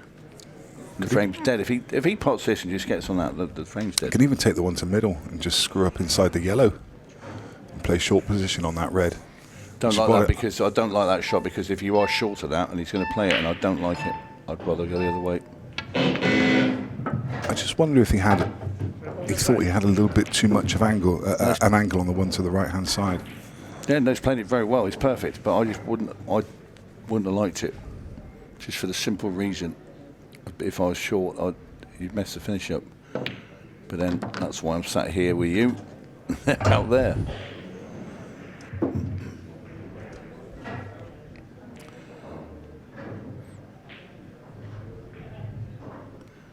Well, this is super quick stuff here.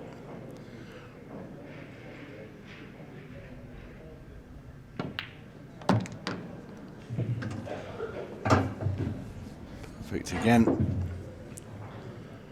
Fairly rattling through this match.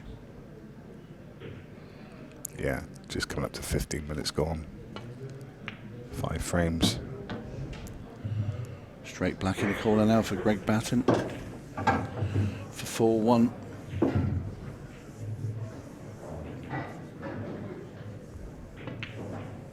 And in it goes. And Greg Batten now leads 4 frames to 1 against Waddingham.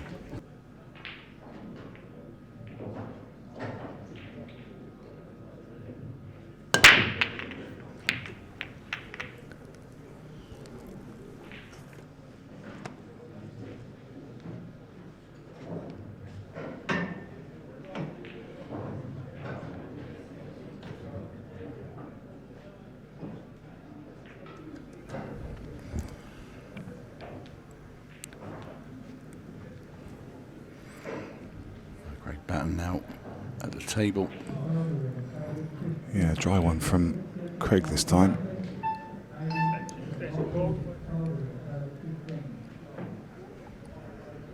Big old cluster there. Top left.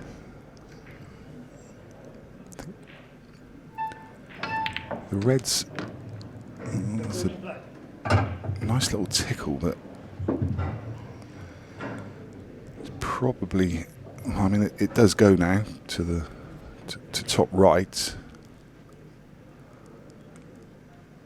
2 on the side cushion do plant. I think he's going to try and cannon that red again.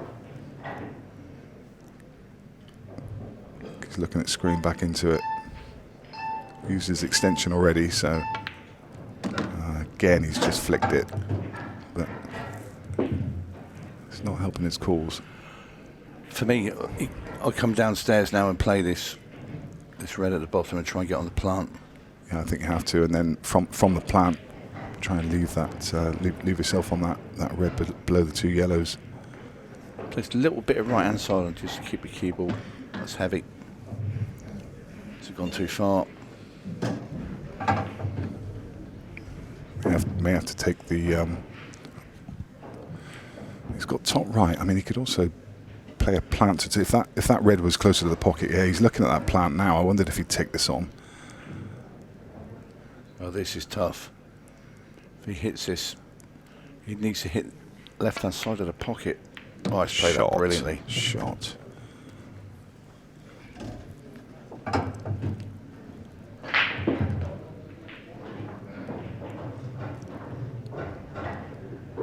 It's got quite a big angle on the one to top left. It kind of takes him towards the one on the right hand side. He really needs to leave that one on the right hand side where it is, because he needs that ball to be able to get back across for the one on the left cushion.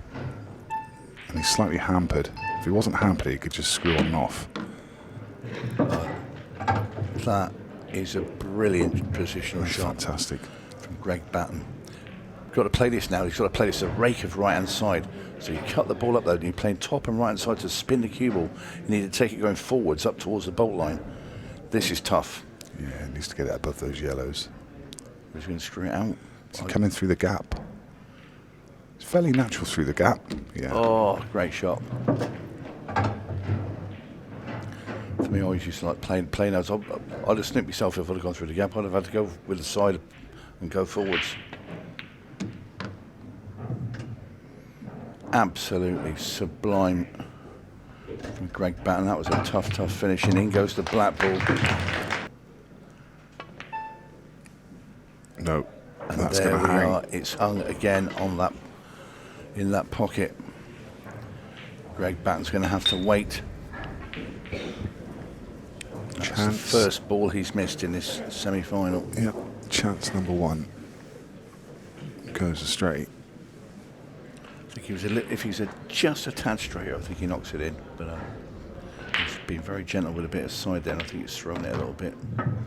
So now Craig Waddingham, perfect shot there. Looking like 6-5. And this is turning into a right nail biter now.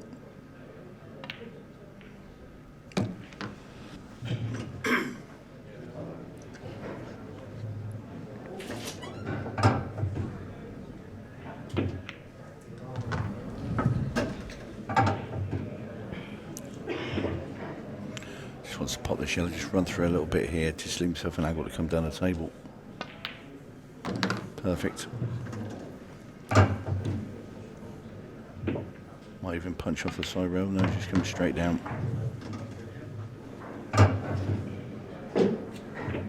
So we're going 6-5.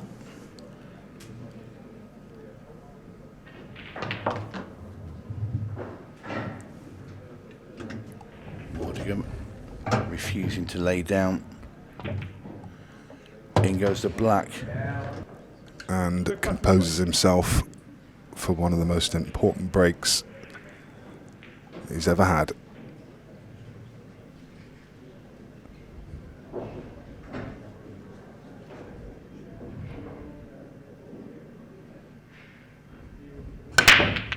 Cue ball gone in off. Now then, Waddingham has the chance. He will feel sick. Yep, straight in off as well for Greg.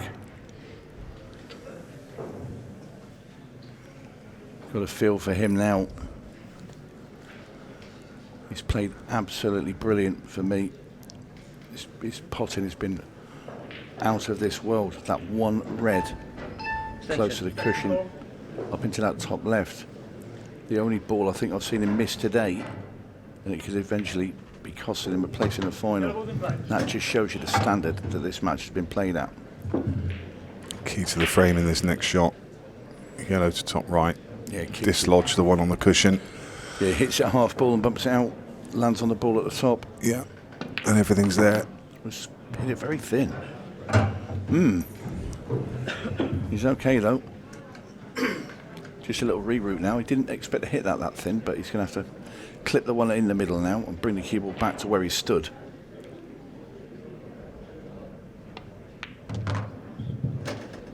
That's perfect. Ideally, we'd have liked to gone a bit further and played the yellow into the other, the one that's near the rail into the other pocket, but it doesn't matter. You can come back and play both yellows into the top right. He's got the angle. That's absolutely bang on. So, pots this, if he gets a cue ball anywhere past, or through the gap of those two reds, anywhere past that middle blue spot round there.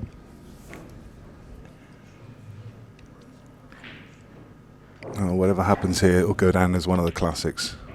Fabulous match of pool. Brilliant, perfect. Well, Waddingham's been flawless. Yeah, absolutely. And one missed ball from Greg Batten is what is going to cost him this match. And your heart goes out to him. It really does. Yeah, from 6-3. 6-3, it's just incredible. One tough missed pot, but that's the level of pool that we're playing at.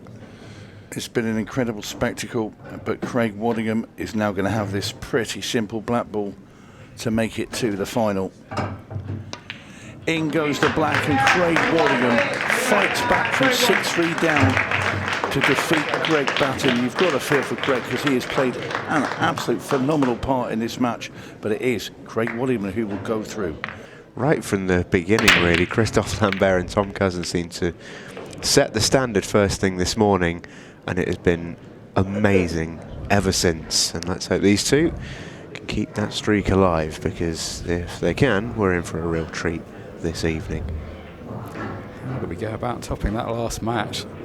So much quality, as you say, throughout the whole day. It just feels like right from ball one, just everybody's been on their A game. They've been lifting each other up. It's been the case one player started well and then the others had to compete. The man at the table, I think, has got better and better. We've seen two of his matches in the recent past on this main table. Played some good stuff against Jimmy Croxton, but got kind of drawn back into a match. And in his quarterfinal, seemed to have that extra gear. I think it's been helpful for Jack as well to just have a bit of table time. He's only back from China a few days ago, playing a different version of the game. Needs a bit of time to get used to the smaller cue ball, get used to these conditions.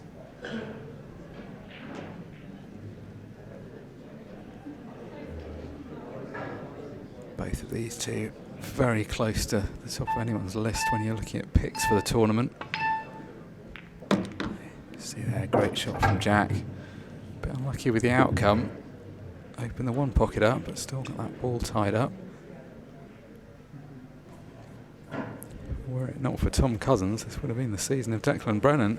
Yeah, absolutely. Number 2 on the rankings, but it's almost like the rest of the players were playing for that number 2 spot. Number 1 wasn't really available for them.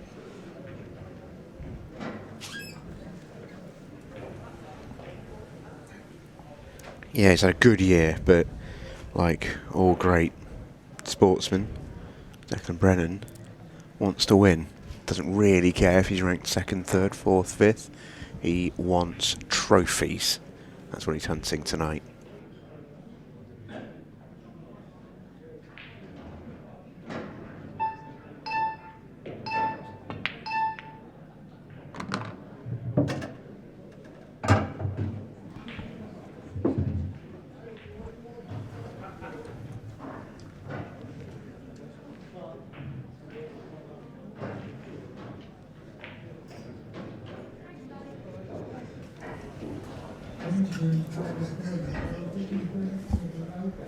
Yeah, it's very true what you say there. The rankings are of interest to us when we're analysing the game, but for the players it's all about the trophies. Different players obviously have different aspirations coming into the weekend. You could see in that last match what it would have meant to Greg Batten to make his first Pro Series final. For these two guys, they've already won Ultimate Pool titles before, so it's a different thing. It's more just about accumulating more wins. Jack Wheelen's missed quite a few of the events as well this season. Yeah, I agreed with what Si said earlier on, where, you know, these two are absolutely in that circle. It's quite ring-fenced, really, of the complete elite at this game. And if anyone is to take on the immovable object at the moment, that feels like, what a shot that is from Deck. That's fantastic. If anyone's going to be able to take on the immovable object that's Tom Cousins, you know, it could be, for example, Declan Brennan. He has got the game to do it. Can he then go on a run? He's threatened this year, you know, 3 games away from having 4 titles. It would be a Tom Cousins-esque year. 3 matches away. So he's knocking on the door. That was a fabulous shot. Very, very clever plan. A little bit more work to do, but all the hard work has been done by Declan Brennan. You're absolutely right about that group of players, the real elite. There's so many players that absolutely could win a title. We've seen a lot of people win titles already and a lot come very close, but these two are guys that every time you just have them right at the top of the list. I think Declan would admit he probably had a couple of years that wasn't quite hitting his own high standards, but this year, really right from the beginning, he's been in top form. Some good findings against Chris Melling. Another guy that's very much in that conversation. Awkward opponent as he squeezes the 8-ball in. Brennan. But he was very much on it in the quarterfinal against Josh Kane, won through 7-3 to get his place into the final 4 here.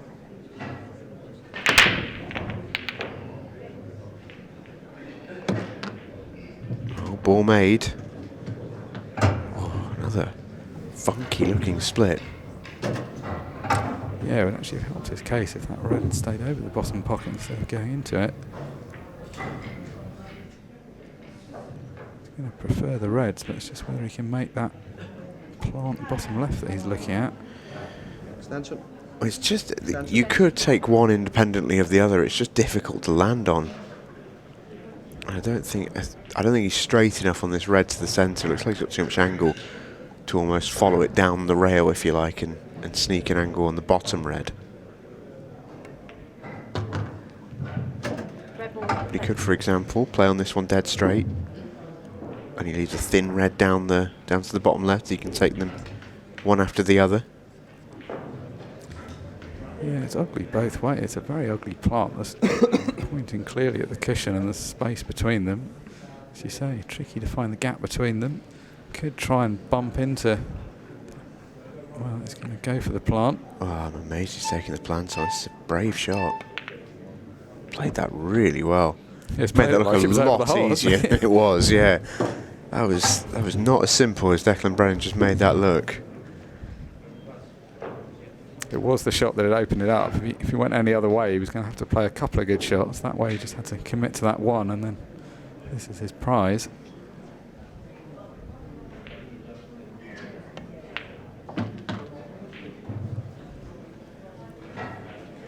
This has been really solid stuff, hasn't it? Every time he's been at the table, bar that one positional mistake where he's snookered himself and needed the second chance, he's looked pretty deadly.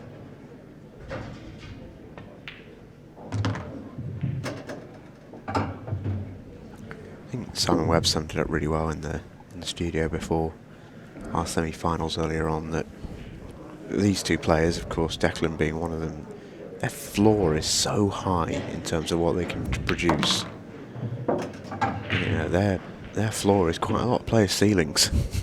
Yeah, isn't it just? So, you know, anything above their lowest game is a really, really elite level. And Decky's playing at a really elite level here. But, you know, he hasn't got to where he is in this game by not having a huge winning mentality.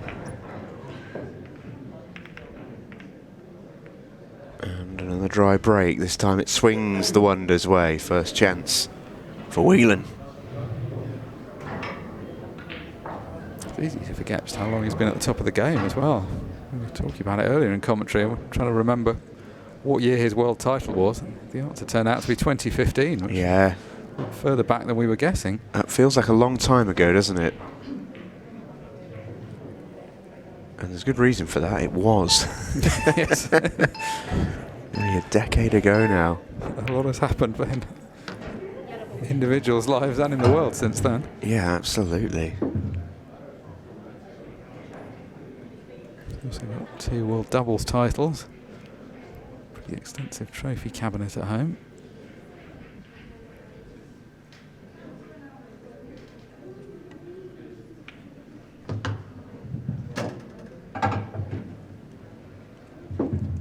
So a key shot coming up. Just going to make the transition from the ball at the top of the table to get in amongst the ones at the bottom.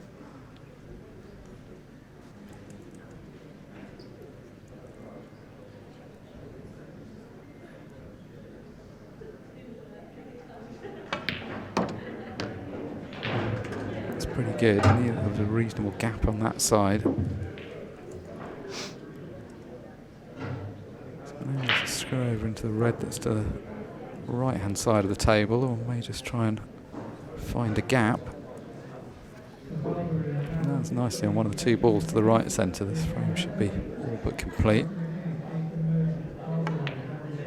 It does target that red. That was always a good ball to hit. Full ball cannon would have left him straight on the ball to the right centre. Got a bit more angle than he was wanting.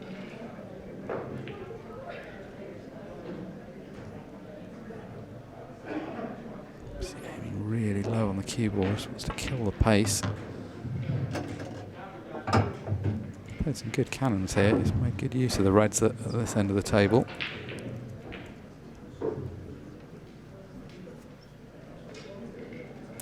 little bit between shots here. If he was a bit straighter on the ball to the bottom right corner, he'd like to take that first and hold for the one in the middle to give simple guaranteed position on the 8 ball.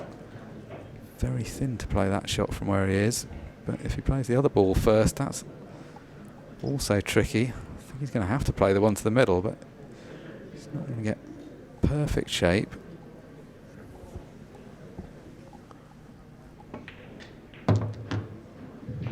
He's played that well.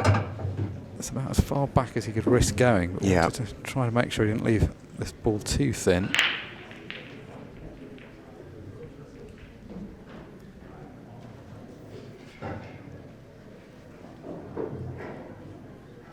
No problem with the pot, but just doesn't want to slip out of position. There's so many reds around the table.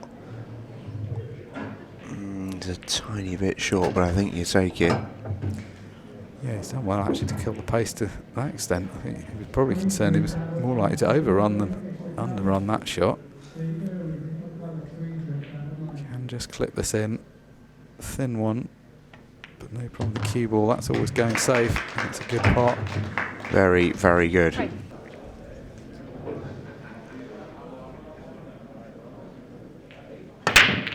That's more like it.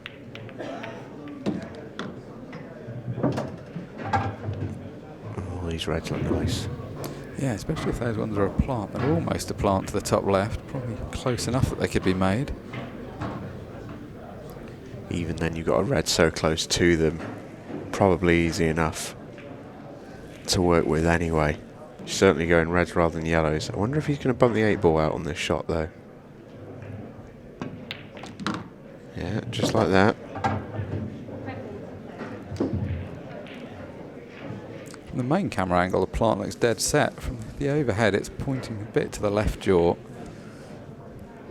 They're close enough together. This is going to turn into a reverse plant, so he's going to have to take the left-hand side of the front ball. In the end, it was fairly comfortable. And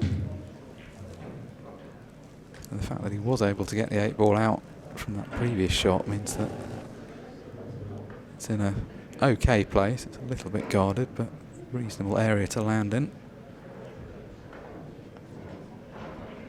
Yeah, so much so that I think he's giving a little bit of credit to the thought of maybe leaving that red there, because it's almost guaranteed position on the 8 ball then, really.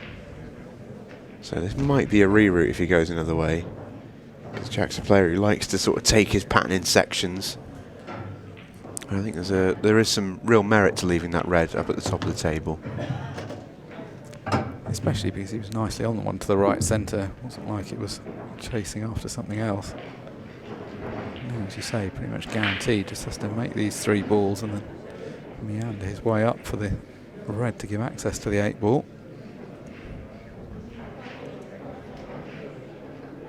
Given where we were a few moments ago when that frame was conceded, he's going to be pretty happy the fact that he's playing for a chance at 5 all. Just come past this red enough that he can get to the bottom. He wouldn't have been happy if he'd have left himself full ball hampered, because he wants to be able to screw this ball in. Just leave the other red dead straight for the corner. It's a pretty natural angle. It's just got a little angle towards the left, but just roll this in.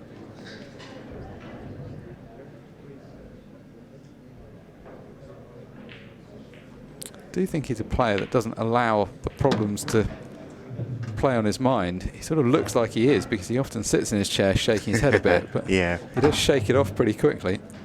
And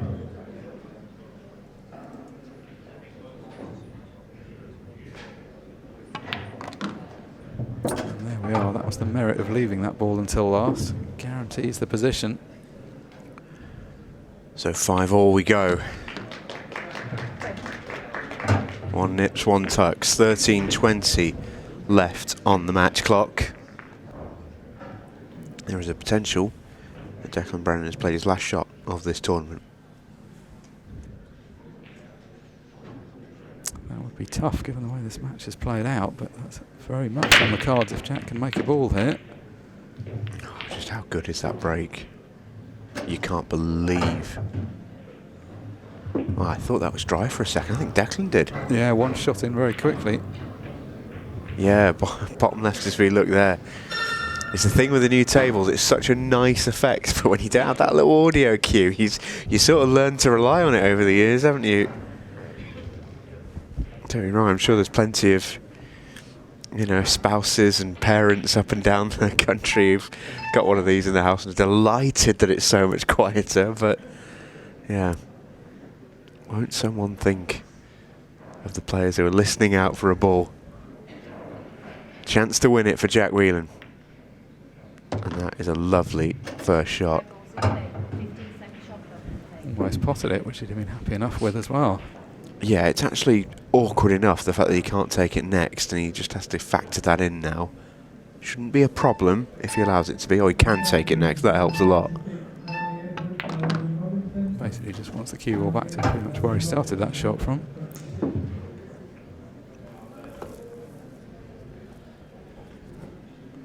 Barring anything silly, this should be it. He's not going to get a better chance for sure. Well, that's a friendly nudge. He'd still have been on the one to the left either way, but now on a choice of balls.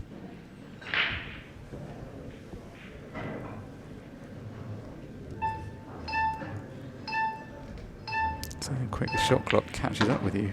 You're playing this 15-second portion. Nothing really to think about here though. Just dot to dot for these last three.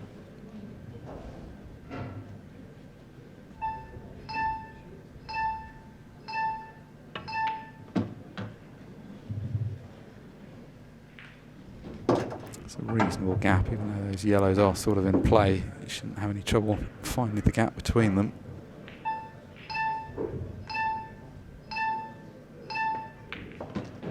Yeah, this is over. Declan Brennan in a case of what might have been, but Jack Wheelen is going to reel off 4 in a row and take his place in the final. That's some performance from Jack Wheelen, isn't it?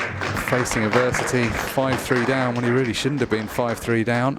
It's the final, and it is Craig Waddingham against Jack Wheelen. Two absolutely heavyweight big hitters in the game of English pool, and this one could be an absolute belter and the highest quality. Summer Webb and Mark Shepherd with you on commentary for this match. And Mark, I had my say in the studio area we've got there. What's your take on this final? I mean, it's been such a high quality day. I mean, if you're going to talk about sort of destiny, it almost feels like it has to be a Jack Wheelen. I don't say that any reflection on who's the better player, but it just feels like every match he's looked like he might have a problem, he's found a way through. See, the fact that he's not going to be playing on the tour next year, it almost feels like a farewell march for him. But I mean, take nothing away from Craig Waddingham. This is an exact carbon copy of 2 months ago when we were here in September. The first event, he got through to the final, which he then went on to win. Different situation there. He was playing Mark Fleming, who'd done unbelievably well to get through to the final, but was an opponent that hadn't won multiple tours titles before, so it was a kind of big moment. Jack Wheelen's obviously a different kettle of fish. It's actually hard to, I mean, that previous final that Craig won, he was undoubtedly the favourite. This time round, it's hard to say which one of them's the favourite. This is about as even as it gets. Yeah, it really is. I mean, both such good players, popular guys. Easy to root for either of them. Either would be a deserved winner the runs they've had to get through to the final. I mean, Craig Waddingham, it looked like he was out of it against Greg Batten. Jack Wheelen looked like he was out of it against Declan Brennan at one stage. Craig's taking these nicely. Now just going to find the gap below the yellow and the 8 ball through to the red bottom left, which will be his last ball.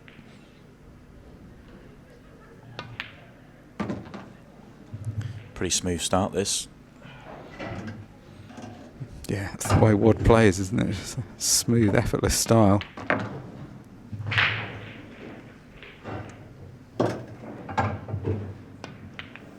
as you were saying beforehand, he plays the game the right way, and he approaches tournaments, like that first year when he didn't take the pro status. He just knuckled down and won some events, and that's sort of the way he deals with things. I think he might have the best temperament in the game. I really do. Oh, that's a good break. How well has he hit that?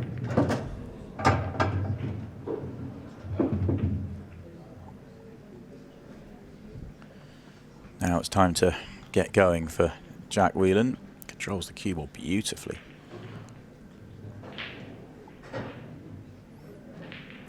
Tricky. That top right-hand corner is tricky. It's the one over the pocket isn't as big a problem as the two to the left-hand side of it.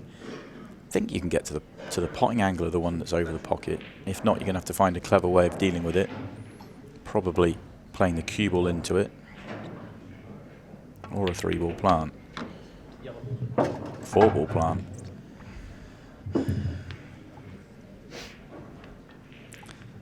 Yeah, I mean, the 4-ball plant's tempting. The red that's closest to the yellow, you're not quite sure where it's going to end up. It could end up jammed in the pocket.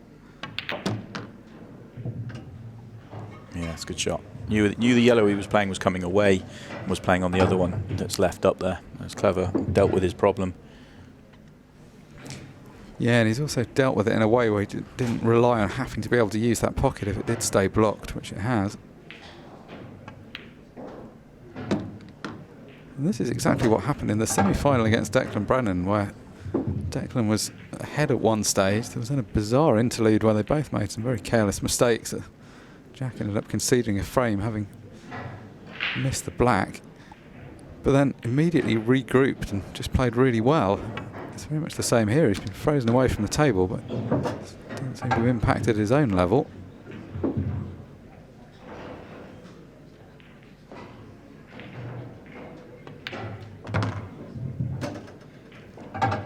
Well, you obviously hope that the final's going to be a high standard. You expect it to be, but it could not have been any higher than these two have put on so far. Yeah, how about this? 4 straight finishes from the break.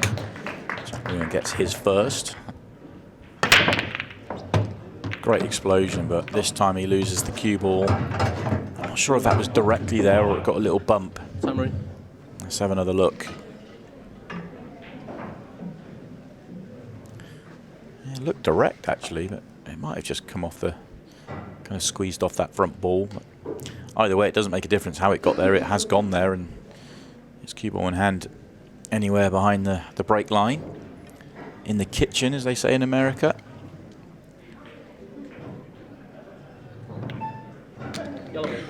Yellow off red, or yellow off yellow. Looks to be the shot.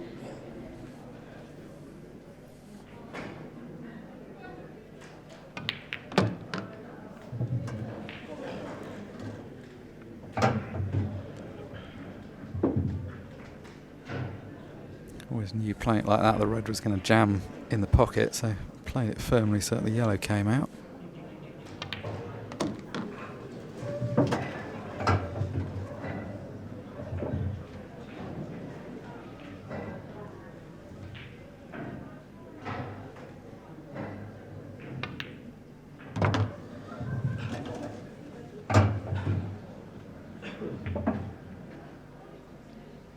And this is a great chance to really build momentum up. 4-frame lead would be quite over the winning line, but not a whole lot away from it. He'd have the next break as well. Essentially be two breaks of serve in front. Really will feel like it's in his own hands. 2 more break clearances and he wins. Forget about the scoreline.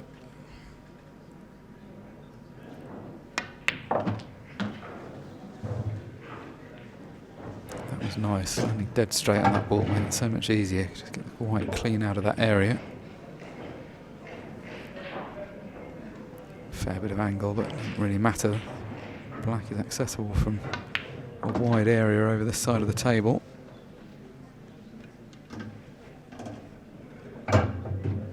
So, Craig Waddingham, 4 frames to the good now.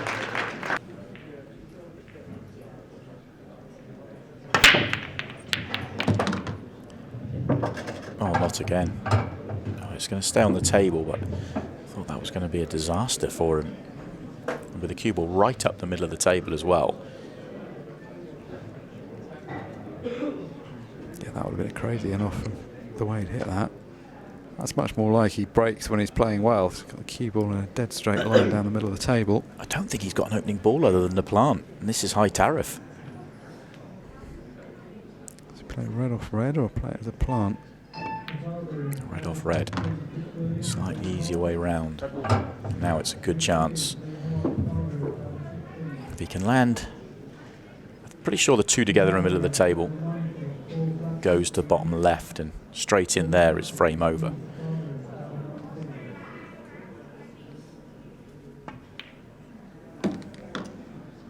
He's come a little bit too far down the table.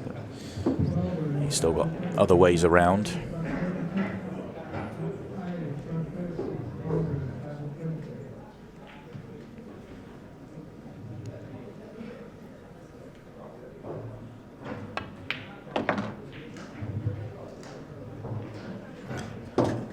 Has to move balls now. Yeah, it wasn't a great angle there. It did quite well to miss the yellow, but it's never going to be able to get perfectly on this red. It's not a bad angle here. He should be able to at least use the red he's hitting to hold position for the other one at this end of the table if he needs it.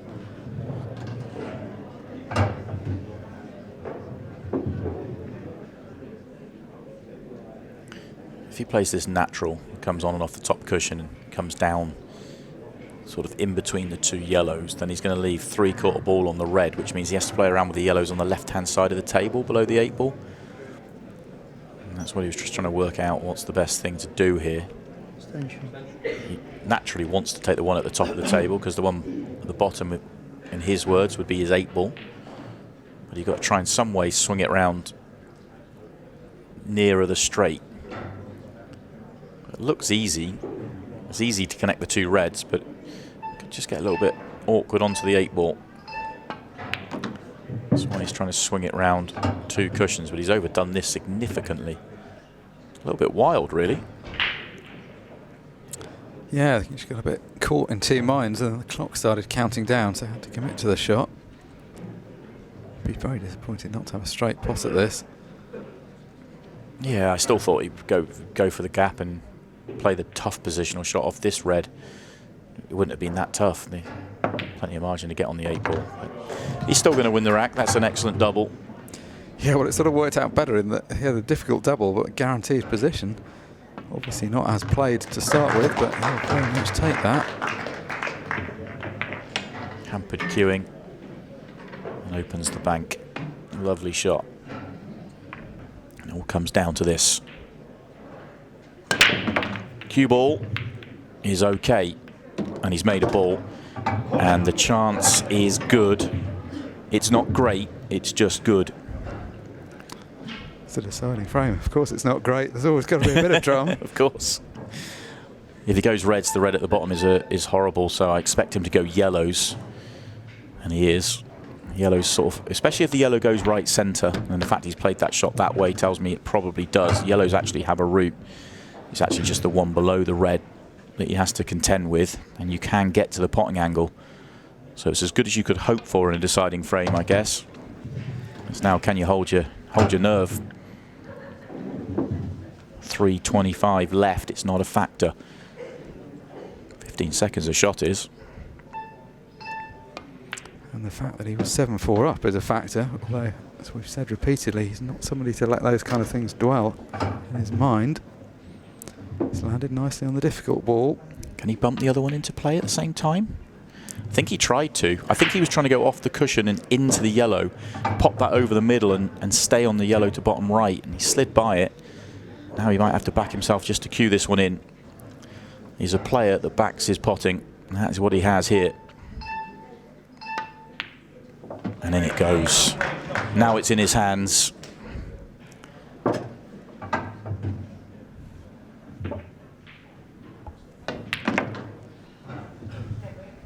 Just have to be careful with this one. But the prize on offer is the title, because the 8 ball is waiting.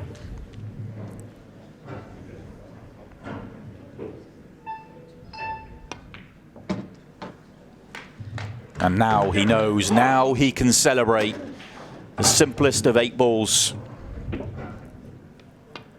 And Craig Waddingham is a Pro Series champion once again. He had to wait a long time to win his first Pro Series title. The second one comes along just a couple of tournaments later. Brilliant stuff, brilliant final, and Craig Waddingham is the champion again, Mark. That is a brilliant final, full of drama and full of quality, had a little bit of everything.